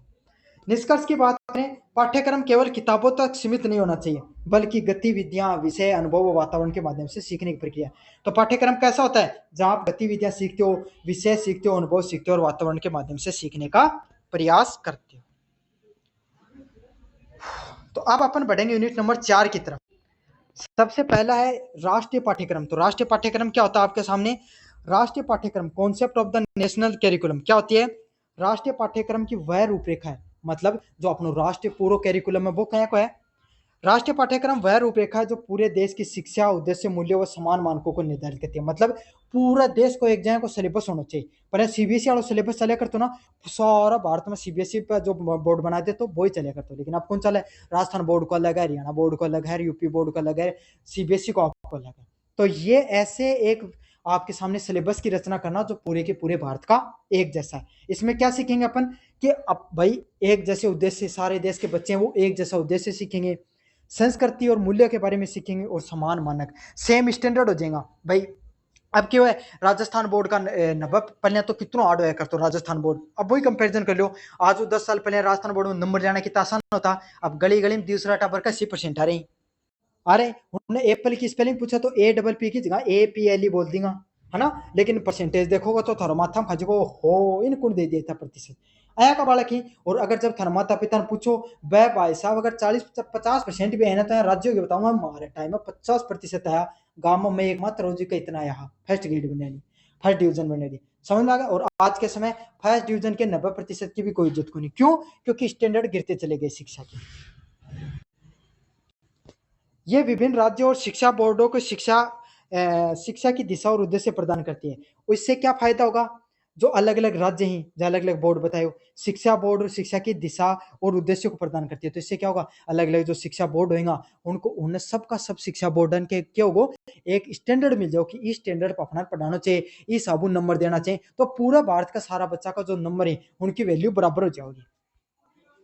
नहीं आया कौन की यूपी बोर्ड आने पूछो भाई खिंगा मारा नंबर ज्यादा हार्ड आता, हरियाणा बोर्ड आने पूछो भाई खत्म है तो भाई जी टीप टीप के भी दाप लिया लेकिन मार तो नंबर कौन बनया, है ना। राजस्थान बोर्ड आने को मैं पढ़ा लेकिन आजकल तो बिना पढ़े काम चल रहे हैं। इससे क्या होता है? सामाजिक न्याय भी मिलता है। मतलब ऐसा नहीं कि राजस्थान का बच्चा और कुछ पढ़ रहा है, हरियाणा का बच्चा कुछ और पढ़ रहा है और कहीं का बच्चा कुछ और पढ़ रहा है, तो सामाजिक न्याय के बारे में भी पता चलता है। दूसरी क्या, शिक्षा भी गुणवत्तापूर्ण होती है। अब क्या होता है, अब आप अपने स्टेट के देख लो, सरकार बदली सिलेबस बदल गया, वो दो टॉपिक कुछ और जोड़ेंगे, सरकार बदली वो दो टॉपिक कुछ और जोड़ देंगे। तो इससे क्या रहता है, बच्चे का शिक्षा का स्टैंडर्ड हमेशा समान नहीं रहती है। लोग अपने जो राजनीतिक रूप से अपना फायदा उठाने के लिए सिलेबस में बदलाव होते रहते हैं। तो ये नहीं होगा, शिक्षा क्या उसकी गुणवत्तापूर्ण शिक्षा वो होगी। अगले वाला क्या है, राष्ट्रीय पाठ्यक्रम की शिक्षा। तो राष्ट्रीय पाठ्यक्रम की शिक्षा क्या होती है? राष्ट्रीयता और एकता। यह विद्यार्थियों में राष्ट्रभक्ति और एकता की भावना विकसित करती है। तो राष्ट्रीयता की जो पाठ्यक्रम होता है उसमें क्या होता है, ये विद्यार्थियों को क्या राष्ट्रभक्ति व राष्ट्रीय एकता के बारे में सिखाती है। समझ में आ गया? जहाँ मान लो अब थे राष्ट्रगान बोलो सुबह सुबह स्कूल में जाते बच्चे तो उन अंदर फीलिंग आए कि आप भारत देश का नागरिक है। समझ में आ गया? जनगण मन बोलते हैं अपने, आप लोकगीत बोलते हो, वंदे भारत के, भारत माता की जय, ऐसे नारे लगाए जाते हैं। तो इससे क्या होता है, राष्ट्रीय एकता की भावना आती है। लोकतांत्रिक मूल्य पर आधारित, तो अपनान कैसा पाठ्यक्रम हो, समानता, तो हर बच्चे को समानता मिलेगी, हर बच्चे को समान शिक्षा मिलेगी। तो इससे क्या होगा, एक लोकतांत्रिक भावना भी आती है। स्वतंत्रता, सहयोग और बंधुत्व को भी बल मिलता है। तो इससे क्या होगा, हर बच्चे ने यह सही शिक्षा मिलेगी कि अपना एक रहना चाहिए, अपना स्वतंत्रता क्यों मिली है, एक चाहे आप अलग धर्म का हो, अलग जाति का हो, अलग अपना अपना बौद्धिक स्तर अलग हो, लेकिन अपना क्या रहना चाहिए, एक रहना चाहिए, अपना एक देश का ही नागरिक का। समान अवसर मिलते हैं सभी वर्गों को, चाहे आप किसी जाति धर्म वर्ग विशेष से हो, लेकिन आपको समान अवसर मिलते हैं इस चीज से। लिंग जाति के आधार पर बच्चों को असमान शिक्षा का अवसर देती है। तो क्या हो जाता है, काफी बार आप धर्म के आधारित शिक्षा भी देखने को मिलती है ना। कुछ लोगों की अलग शिक्षा, कुछ लोगों की अलग शिक्षा। वैसे तो धार्मिक आधार पर शिक्षा देना बैन भाई अपना प्रतिबंधित है इसके अंदर, संविधान के अंदर, लेकिन कुछ छूट भी दे रखी है अल्पसंख्यकों को। तो यही है कि इससे क्या होता है, आपको जो बच्चे होते हैं सभी बच्चों को समान शिक्षा मिलती है। अब किसी बोर्ड में कमजोर सिलेबस, मतलब सिलेबस का स्टैंडर्ड अच्छा नहीं और किसी का हाई स्टैंडर्ड है, तो दूसरे वाले बच्चे अपने आप ही आगे बढ़ जाएंगे। ऐसा थोड़ी, दूसरे वाले जो बोर्ड था उसके बच्चे कमजोर थे लेकिन उसका स्टैंडर्ड ही अच्छा नहीं था उस बोर्ड का, तो वो बच्चे उतने हाई फाई नहीं बन पाए। तो यही है, सभी बच्चों को क्या मिलेगा, समान अवसर मिलता है अगर एक जैसा सिलेबस रहता है उससे। प्रैक्टिकलिटी, व्यवहारिकता में क्या होता है, जीवन की वास्तविक समस्याओं को हल करने की क्षमता विकसित करता है। और ऐसा सिलेबस देखने को मिले, बढ़िया सिलेबस हो, तो इसमें बच्चा ना सिर्फ अपने जीवन यापन के बारे में सीखे, ना सिर्फ जीवन में सिर्फ अपने तथ्यों पर आधारित रहे, सिर्फ तर्क आधारित रहे, लेकिन बच्चा जीवन में आने वाली अलग अलग समस्याओं का भी समाधान कर सके। समझना, विचलित नहीं हो, संघर्ष से विचलित नहीं हो, जीवन में एक मुश्किल परिस्थितियों से विचलित नहीं हो, सामाजिक आर्थिक ग्रस्ती से संबंधित आने वाली समस्याओं को वो क्या करे, बहुत ही आसानी से पार कर सके। इस प्रकार का आपके सामने सिलेबस देखने को मिले। अगला क्या, नवाचार और लचीलापन, समय और समाज की बदलती जरूरतों के अनुसार संशोधन किया जा सके। तो इस प्रकार के पाठ्यक्रम का निर्माण किया जाए जो समय और समाज की बदलती जरूरतों के अनुसार क्या करे, उसमें बदलाव देखने को मिले। जैसे अब क्या, आज के समय तकनीक का जुड़ा होना बहुत जरूरी था भाई। आज से 20-30 साल पहले पाठ्यक्रम में ज्यादा क्या होना चाहिए था, विज्ञान आधारित चीजें ज्यादा होनी चाहिए थी, उद्योग आधारित चीजें ज्यादा होनी चाहिए, ये उस समय की डिमांड थी। लेकिन आज कैसी डिमांड है, तकनीक आधारित, एआई जोड़ो आप उसके अंदर, आप उसमें बच्चों को टेक्नोलॉजी के बारे में सिखाओ, कंप्यूटर के महत्व के बारे में सिखाओ। आज के समय ये जरूरतें ज्यादा है क्योंकि हम टेक्नोलॉजी के समाज में जुड़ रहे हैं। आगे आने वाले समय हो सकता है और कोई नई टेक्नोलॉजी आ जाए और कोई नई परिवेश बदलने को मिले, तो उस आधारित हमारी शिक्षा में बदलाव होने चाहिए। तो यही है, पाठ्यक्रम हमेशा कैसा होना चाहिए, नवाचार आधारित व लचीला होना चाहिए। अगले वाला पॉइंट है भारत के पाठ्यक्रम में सुधार। तो अब भारत के पाठ्यक्रम में कैसे कैसे सुधार किए गए इसके बारे में पढ़ेंगे। सबसे पहला है, स्वतंत्रता के बाद शिक्षा में कई सुधार हुए। जैसे कि सबसे पहले आया कोठारी आयोग। कब आया, 1964 से लेकर 1966 तक। इसमें किसकी बात की गई, समान शिक्षा, विज्ञान और तकनीक पे बल किया गया। क्यों, क्योंकि 1964 से 1966 में आए गए भारत नए नए आजाद हुए थे, है ना। भारत की अधिकतर जनसंख्या की पर थी कृषि पर आधारित, तो भारत ने की जरूरत थी, उद्योगों की जरूरत थी। जरा की बात करी गई, शिक्षा कहीं क्यों नीचे, सबसे पहले तो क्या है, जाति का आधार पर, धर्म का आधार पर, वर्ग का आधार पर भेदभाव खत्म करके महिला व पुरुष पर सबने समान शिक्षा मिला, एक जगह की शिक्षा मिला। फिर विज्ञान व तकनीक का बारे में लोगों ने बेरपाटा। क्यों, क्योंकि अपन लोगों ने तकनीक के बारे में बेरोकुनी और विज्ञान के बारे में ज्ञान कौन था। तो सबसे पहले आपको याद करना है कोठारी आयोग। कोठारी आयोग ने सबसे पहले बात की समान शिक्षा की, विज्ञान व तकनीक की बात की। अच्छे से याद कर लेना, प्रश्न आएंगे यहाँ से, कंपटीशन में भी आएंगे और अभी भी आएंगे, तो अच्छे से क्लियर कर लेना इनको, अब भी पढ़ लो इनको अच्छे से। अलग अलग प्रकार की राष्ट्रीय शिक्षा नीति आई 1868 में, 1886 में, 1992 में, 2000 में। इसमें क्या है, शिक्षा में समानता देखने को मिलती है। क्या देखने को मिली, शिक्षा में समानता, गुणवत्ता व मूल्य देखने को मिलते हैं। तो इसमें क्या है भाई, अलग अलग जो आपके सामने जो राष्ट्रीय नीतियां, इसमें कैसे शिक्षा की समानता है, गुणवत्ता क्या होनी चाहिए, इन सब चीजों के बारे में बात की गई। फिर क्या आता है, एनसीईआरटी बोर्ड बनाया जाता है जिसमें राष्ट्रीय स्तर की पाठ्यक्रम का निर्माण। तो एक प्रायोगिक आधारित, मतलब एक वास्तविक, एक मतलब एक संस्था बना दी गई एनसीईआरटी, जो क्या करती है, पाठ्यक्रम बनाने की एक राष्ट्रीय संस्था है जो हमारे पाठ्यक्रम का निर्माण करती है। जिसमें किसकी बात की गई, जिसमें बात की गई कि शिक्षा कैसी होनी चाहिए, बाल केंद्रित, बच्चों पे आधारित होनी चाहिए, समाज उपयोगी, ऐसा पाठ्यक्रम हो जो समाज के लिए उपयोगी हो, और व्यवहारिक जो आपके सामने जो पाठ्यक्रम है उसका निर्माण करने पर बात की गई। तो सबसे पहले जो शिक्षा है वो किस पे बात की गई, बात से बाल केंद्रित होनी चाहिए, समाज के उपयोगी और व्यवहारिक होनी चाहिए, उस पर बात की गई। अब अगले वाला पॉइंट है एनसीएफ 2005। जो पढ़ा रहा हूँ सिलेबस में सब कुछ अच्छे से पढ़ लेना। एनसीएफ 2005 क्या है, national curriculum framework school education. तो ये देखने को मिला था, ये कब आया था, ये आपके सामने एनसीईआरटी के द्वारा 2005 में आया था। फुल फॉर्म पूछी जा सकती है, अच्छे से याद कर लेना ये भी। तो कब आई, एनसीईआरटी के द्वारा 2005 में आया, और उसका क्या उद्देश्य था, स्कूली शिक्षा को सीखने और आनंदपूर्ण और बोझ रहित बनाना। मतलब ऐसी शिक्षा बताओ जो क्रिएटिव स्किल है ना, जो आज का टाइम में थे, जो था ना माइक्रो टीचिंग में ब्लैक बोर्ड ने ले जानो, बोर्ड पे ऑडियो विजुअल के बारे में पढ़ते हो। तो पहली बार ये कब बात की गई, 2005 में, कि बच्चों को पढ़ाओ तब उनको मजा आना चाहिए। आज का दिन प्ले स्कूल देखो ना थे, है ना, जिनके अंदर बच्चा ने सुंदर सुंदर चित्र लगा के पढ़ाई है ना, बच्चों को स्टूल कुर्सी होते हैं, जहाँ मान लो स्क्वायर का बारे में दिखाने तो बक्सो दर रखो है, फुटबॉल दिखाने तो फुटबॉल को चित्र बना रखो है। अपना टाइम आगे को नहीं आना, क्यों को नहीं आया, क्योंकि तब एनसीएफ को नहीं आई हो। 2005 में मतलब आया था तो पूरे देश में लागू नहीं हुआ था, इतना भी देखो बुढ़ा तो है नहीं। लेकिन जो आपके सामने एनसीएफ अब लागू है, तो आपके सामने प्ले स्कूल देखने को मिल रही है, जहाँ पर किस प्रकार की शिक्षा की बात की जाती है, बच्चा जब छोटा हो तो उसको मजा आना चाहिए, आनंद आना चाहिए, और बोझ अया कोनी की टाबरा देखो आजकल के 10-10 किलो को, 15-15 किलो को बैग लेके जाए, अया लागे जाने को सीमेंट को कट्टो लेके जा रहे, अया को नहीं होना चाहिए। बच्चा ने पढ़ाई कराओ तो अया को होना चाहिए कि पढ़ने में आनंद आवे और शिक्षित भी चाहिए। मुख्य उद्देश्य की बात करें, बच्चे केंद्र पे शिक्षा कैसी होनी चाहिए, जिसमें बच्चों पे आधारित हो, बच्चा को जैसा आनंद आ रहा है, चाहे छोटी क्लास का टाबर ही खेलने में ज्यादा एंजॉय, तो एंजॉयमेंट के साथ पढ़ाओ, समझ में आ गया उनको? बच्चे को आप बक्सा आपने क्या किया, फुटबॉल का पहली बार चित्र दिखाया तो खेलने के लिए दे दिया, साथ साथ फुटबॉल के बारे में बता दिया। बच्चों को आपने ट्राइंगल दिखाया, त्रिभुज दिखाया, फिर आपने स्क्वायर दिखाया, रेक्टेंगल दिखाया, तो उनके रख रखे हैं आपने बक्से, वो दिखाए।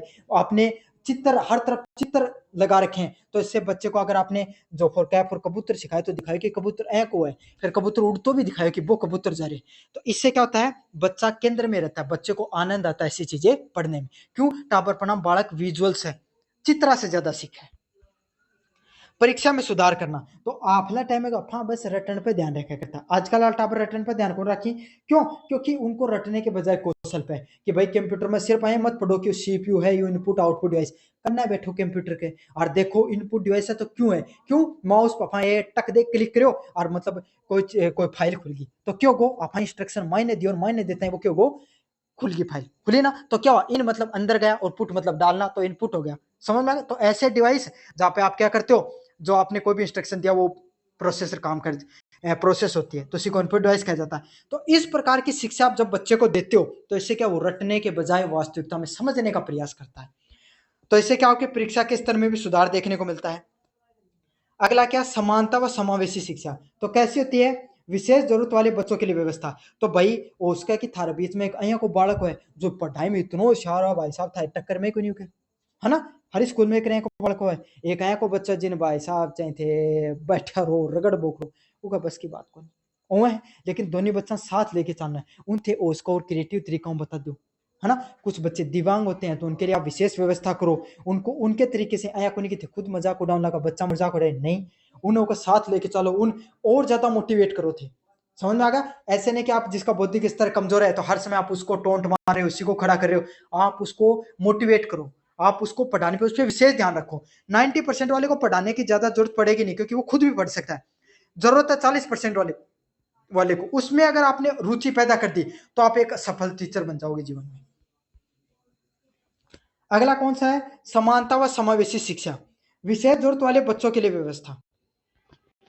स्थानीय ज्ञान व महत्व, शिक्षा को स्थानीय संस्कृति व जीवन से जोड़ना। तो जैसे कि मैं अब आपको मारवाड़ी में पढ़ा रहा हूँ, क्यों पढ़ा रहा हूँ, कि भाई हमारे क्षेत्र का ये थारा पेपर ही उठे हुई है, तो अपनी संस्कृति की बात करा, है ना, भैया की थार में उदाहरण दिया ही, तो इससे क्या बच्चे ने अपने आसपास की संस्कृति के बारे में बताओ। थे भाई अगर थे कोई जटे पढ़ा रहे हो वो गांव में पशुधन ज्यादा है, तो बच्चा ने भाई गाय है, आपके सामने उसके गाय के बारे में निबंध लिखा रहे हो, तो गाय के बारे में निबंध लिखा रहे हो, तो के कर को ते टावर ने कह दो भाई देखो ते काल जायो घरा और दियो थारी गा का चार टांग है कोनी, है ना, उका एक दो सिंह ही कोनी, है ना, उका चार थन है कोनी, ऐसा सब चीजें थे उन बता रहे हो वास्तविकता में, दो आंख ही कोनी। तो ये थे निबंध, पहले उन देखियो और पा निबंध लिखियो, तो बच्चा वास्तविकता में वो घर पे जाएगा सबसे पहले बैग बाद में वो पहले गाकर जाओ, है ना? तो बच्चे को आप इस तरीके से पढ़ा सकते हो, जो स्थानीय संस्कृति उन बताओ, किताब रान बताओ कि होली पर बड़कुला बनाया करी, तो अहिया बनास कहाँ गोबर को यो उपयोग भी उसका है ना? इससे जो आपके सामने जो संस्कृति होती है, जो आपके सामने ये जो गाय गोबर देती है उसका थे उपड़ा क्यों बनाया जाए, समझ में आ गया? इसका खाद का रूप में कहीं उपयोग कर सको, तो बच्चे को अपनी संस्कृति से जोड़ो, इससे बच्चा क्रिएटिव बनता है ना? उसको मजा भी आता है, उसको देखता है कि अच्छा ये ये जो गोबर है इन अफा उरे बेलो करो फिर इन खेत में लेगा, तो इससे क्या हो खाद बने, और खाद बन के क्या हो पौधे लगे, तो बच्चा क्रिएटिव बनेगा, वो देखेगा सारी प्रोसेस को अपने आगे होती हुई, है ना? आप यहाँ बड़ा बड़ा शब्द फर्टिलाइजर उर्वरक उर्वरक करता रहेगा, पूरी साल टाबर का समझ में नहीं उर्वरक हो के, और एक है कि छोटी सी बात बताई और टाबर का सबकी में समझ में, तो यही आपकी क्रिएटिविटी है। आप एक टीचर नहीं, आप एक पूरे तरीके से क्रिएटिव पर्सन बनना होगा। अगला है एनसी एनसीएफटी, तो पहले था एनसीएफ पढ़ लियो, अब उसका बाद में और बदलाव किया गया। कद एनसीएफटी के बारे में क्या था, national curriculum framework for teacher education.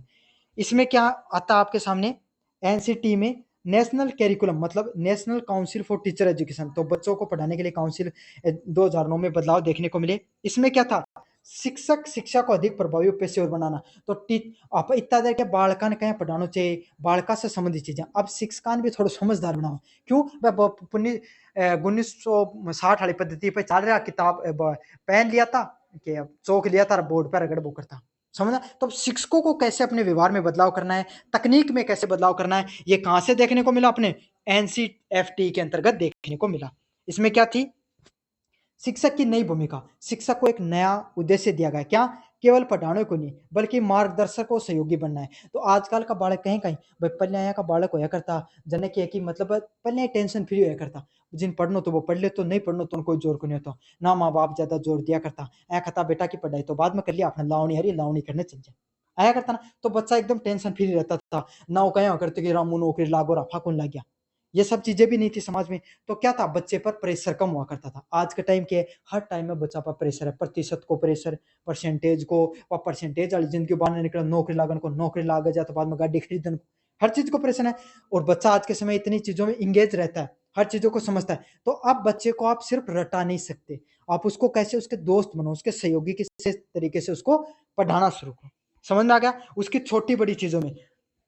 आज के समय बच्चों को आपको अगर आपको बच्चा मायूस दिख रहा है तो उसके पास बैठो, उसको पूछो कि भाई क्या हुआ, तो थाने बेर पटो कि उन तो काल घर का रोला करया है ना, तो अपना तो कूट लेता, अपना तो हंस लेता। लेकिन आजकल के बच्चे क्या, हर चीजों को सेंसिटिवली ज्यादा समझते हैं। तो उन समझाया कि कोई बात नहीं है, ऐसा होता रहता है, समझना, उसके एक दोस्त के रूप में आपको भूमिका में आना है। ये कब बताया गया, एनसीएफटी के अंतर्गत बताया गया। अगला क्या, प्रयोगात्मक दृष्टिकोण। इसमें क्या होता है, शिक्षा में प्रयोग, प्रोजेक्ट व गतिविधियों का उपयोग करना। तो प्रयोगात्मक दृष्टिकोण बताया गया जिसमें शिक्षा में क्या, आप प्रयोग करो, प्रैक्टिकल करो, प्रोजेक्ट के माध्यम से सीखो और गतिविधियों का उपयोग करो। मतलब कर करके चीजों को सीखना है। बच्चे को आपको कंप्यूटर पे ले जाकर उसको प्रैक्टिकल कराने हैं, साइंस में तो लैब में ले जाकर पढ़ाओ, है ना। बच्चे को जब कैलकुलेशन सिखा रहे हो तो उसको वास्तविकता में चीजों सिखाया, कोई नहीं कि पढ़ा सिखा दिया बस लग गया कि कैलकुलेशन सीखो, पढ़ा सीखो, पढ़ा सीखो। उन्हें टावरन क्रिएटिव तरीकों समझाओगे कि भाई कहाँ यूज आएंगे वो सब चीजें आपको। समावेशी शिक्षा की बात करें, सभी बच्चे विशेषकर वंचित वर्ग को शिक्षा पहुंचाना, मतलब मैं आप इस वर्ग तक शिक्षा पहुंचाओ कि आपको 40% वाला बच्चा भी आपके विषय में उतनी रुचि रखे, 90% वाला भी उतने बच्चे रखे। जिस बच्चे का बौद्धिक स्तर कमजोर है, कोई विषय में कमजोर, आप उस पर अधिक ध्यान दो, उस पर ज्यादा जोर दो, ना कि 90% वाला पीछे लगे रहो। वो तो आप ही पढ़ लेगा, नहीं पढ़ाओगे तो भी पढ़ लेगा वो तो। कोई बच्चों दिव्यांग है, कोई बच्चों अया को है जी की घर की स्थिति बढ़िया को नहीं, तो उन थे उ तरीका से सपोर्ट कर सको कि थोड़ा बहुत है भाई आपने किताबें लाकर दे दिया, उसको पुस्तकें ला के दे दी, समझना, इस तरीके से आप उसको सपोर्ट कर सकते हो। तो बच्चे को खास करके शिक्षा उस व्यक्तित्व पर भी पहुंचनी चाहिए जो वंचित वर्ग है ना। जिकन भाई जिस बच्चे के पास सब कुछ है वो तो अपने आप धीरे धीरे उसका कॉन्फिडेंस अलग होगा, उसका पढ़ने का लेवल अलग होगा। लेकिन जो बच्चा वंचित है उस पर आपको विशेषकर ज्यादा ध्यान देना है। पहले क्या करा करता, होशियार होशियार टाबरा का अलग सेक्शन मारते हो, और क्या करो, कमजोर कमजोरों का अलग, उन्हें अलग पढ़ाया करो। और जो इंटेलिजेंट है, बेस्ट फैकल्टी इंटेलिजेंट पढ़ाती, और जो बेचारा कमजोर होता है उन्हें भैया कमजोर टीचर पढ़ाया करता। तो ऐसा नहीं होना चाहिए। नैतिक व सामाजिक जिम्मेदारी, शिक्षक को सामाजिक परिवर्तन का वाहक बनना चाहिए। तो एक टीचर का होना चाहिए, टीचर ऐसा को नहीं होना चाहिए जो जनकी इंस्टाग्राम पर रील वायरल हो रही है, वह नहीं होना चाहिए। टीचर एक खुद एक शिक्षक, एक मार्गदर्शक के रूप में होना चाहिए। जो कैसा हो, जो खुद एक जिसकी पर्सनैलिटी हो, जिससे बच्चे प्रभावित हो, जिसको जब वो बोले तो सारे बच्चे उसको सुने एक बार, 1 मिनट के लिए, समझ में आ गया, जिससे बच्चे प्रभावित हो कि हमारा शिक्षक ऐसा है, हमें भी जीवन में ऐसा बनना है। तो इस प्रकार की पर्सनैलिटी को आपको डेवलप करना होगा, आपको बोलने का, खाने पीने का, रहने का, समाज में दृष्टिकोण। पहले टीचर होया करता, समाज में एक टीचर होया कर तो पूरा गांव में सारो गांव क्या क्योंकि इज्जत कराया करता कि भाई मास्टर साहब आ रहे हैं, है ना। और तारे मम्मी पापा ने पूछो कि उनके गांव में अगर कोई टीचर रहा करता तो अं डराया करता जितना आपका माँ बापा भी कौन डराया करता। समझ आए, आजकल का मास्टर की इज्जत को नहीं, क्यों को नहीं, क्योंकि कर्म ही को नहीं है का, पढ़ावी हाथ को नहीं, काम आपको काम ढंग से करे को नहीं। तो जो व्यक्ति कर्म नहीं करेगा वैसे उसको इज्जत मिलेगी। तो आपको ऐसा नहीं बनना है, आपको अपना दृष्टिकोण अलग बनाना है, बच्चों को अच्छे से पढ़ाना है और उनको आगे लेकर जाना है। तो यही है, बच्चों को नैतिकता के बारे में बताओ, सामाजिक जिम्मेदारियों के बारे में भी बताना है। लगातार परीक्षण करना, शिक्षकों के लिए निरंतर परीक्षण व मूल्यांकन की व्यवस्था है। तो अब थे कोई भी मान लो XYZ कोई भी स्कूल ही सरकारी मान लो, उनका टीचर थे एक बार जाके अया पूछ लो कि थे तारा विषय पर मन 5 मिनट बोल के दिखाओ, तो मैं थाने कहूँ 80% अया का मास्टर मिल जाएगा जना आपका विषय का चैप्टर का नाम कौन बेरो, 5वीं क्लास का ही बच्चा कोई भी विषय को बस 3 चैप्टर का नाम कौन बता, 12 तो बाल बड़ी बात की बात है, यह अलग है ना। और उनने विषय का ज्ञान की बात तो अलग है, विषय छोटो थे उनने, बस सही से आज का टाइम में उनको अगर व्हाट्सएप स्टेटस लगाना वो भी कौन लगा इसकी, समझ। तो क्यों नहीं कर पा रहे हैं वो ऐसा, क्योंकि जब वो पढ़ के आए थे, जब वो नए नए नौकरी लगे थे, वो नए नए टीचर, तब वो भी क्रिएटिव थे अपने समय में, है ना, वो भी उनके अंदर भी जुनून था, वो भी पढ़ने में इंटेलिजेंट थे, लेकिन क्या हुआ, समय के साथ सिलेबस बदलता चले गए और वो अपने जीवन में भाई पैसा आता रहा तो फिक्र किस बात की थी, हटने का डर नहीं था। तो क्या था, उन्होंने अपने परीक्षण पे ना ध्यान दिया, ना खुद पे मूल्यांकन पे ध्यान दिया। तो यही है, शिक्षकों को निरंतर परीक्षण देना जरूरी है, मूल्यांकन करते रहना जरूरी है, ताकि उनका क्या, उनका बौद्धिक स्तर अच्छा रहे और साथ के साथ वो खुद भी प्रभावी रहें बच्चों के बीच में, और खुद भी क्या रहें बच्चों के बीच में। अब कोई टीचर इंटेलिजेंट है, जो स्टूडेंट वो अच्छा है पढ़ाने में, तो आप सारे बच्चों से अपने आप डरेंगे। क्यों? क्योंकि पता है कि ये इसका जो बौद्धिक स्तर अच्छा है। अब एक टीचर ऐसा जिसको खुद के विषय पर ज्ञान नहीं है, तो सब क्या बच्चे उससे डरेंगे, या कोई भी बच्चा उसको क्या सीख पाएगा उससे, क्योंकि खुद ही वो उसके पास ज्ञान की कमी है। निष्कर्ष की बात करें, भारतीय पाठ्यक्रम भारत की शिक्षा प्रणाली का मूल आधार है। तो भारत जो राष्ट्रीय पाठ्यक्रम है, वहां पर मूल आधार के बारे में बताया गया है। क्या है इसमें, राष्ट्रीय मूल्यों की एकता बनाए रखने हेतु शिक्षा को लोकतांत्रिक, व्यवहारिक व समावेशी बनाना है। तो आपको क्या बनाना है, बच्चे को ऐसी चीजें पढ़ाओ जिसमें लोकतांत्रिक चीजें देखने को मिले, व्यवहारिक व समावेशी चीजें हैं वो देखने को मिले। एनसीएफ में क्या बताया गया, बोझ मुक्त व बाल केंद्रित शिक्षा बताना। तो जो कोई भी शिक्षा होती है वो कैसी होती है, बोझ मुक्त होनी चाहिए, मतलब जिसमें बच्चे के बसता है उससे ज्यादा वो सीखने पर ज्यादा रुचि करो। हाँ, किताबें नहीं होनी चाहिए, उन किताबों से ज्यादा आप क्रिएटिव होना चाहिए बच्चा। बाल केंद्रित ऐसे पढ़ाई कराओ जिसमें बच्चे पर आधारित शिक्षा देखने को मिलती है। एनसीएफटी 2009 ने शिक्षा से अधिक पेशेवर, नैतिक व समाज उपयोगी हो। तो कैसी शिक्षा होनी चाहिए, जहाँ टीचर हैं वो प्रोफेशनल हो, अपने काम में इंटेलिजेंट हो, नई तकनीक के बारे में उन्हें पता हो। अब थे घनाई राज्य हो, घनाई इंटेलिजेंट टीचर बनोगा जना, लेकिन 5 साल बाद में एआई आ जाएगी, थे भी रिलेवेंट हो जाओगा। क्यों? पढ़ोगा तो थे हाथ को नहीं। शिक्षक वही है जो रेगुलर निरंतर पढ़ता रहे, नैतिक व समाज उपयोगी चीजें हैं वो करता रहे। तो यह आपके सामने पूरा का पूरा नॉलेज एंड कैरिकुलम, ज्ञान और पाठ्यक्रम से संबंधित पूरा का पूरा सिलेबस है वो मैंने रिवीजन करा दिया है। मुझे उम्मीद है आपको बढ़िया लगा होगा। चैनल को अच्छे से सब्सक्राइब कर देना, वीडियो को लाइक कर देना, और डंगू पढ़ रही हो, यही पर्सन तरह कॉम्पिटिशन में भी आई जब थे नहीं पढ़ो, जब बाद में जाके दिक्कत हो जाए। धन्यवाद।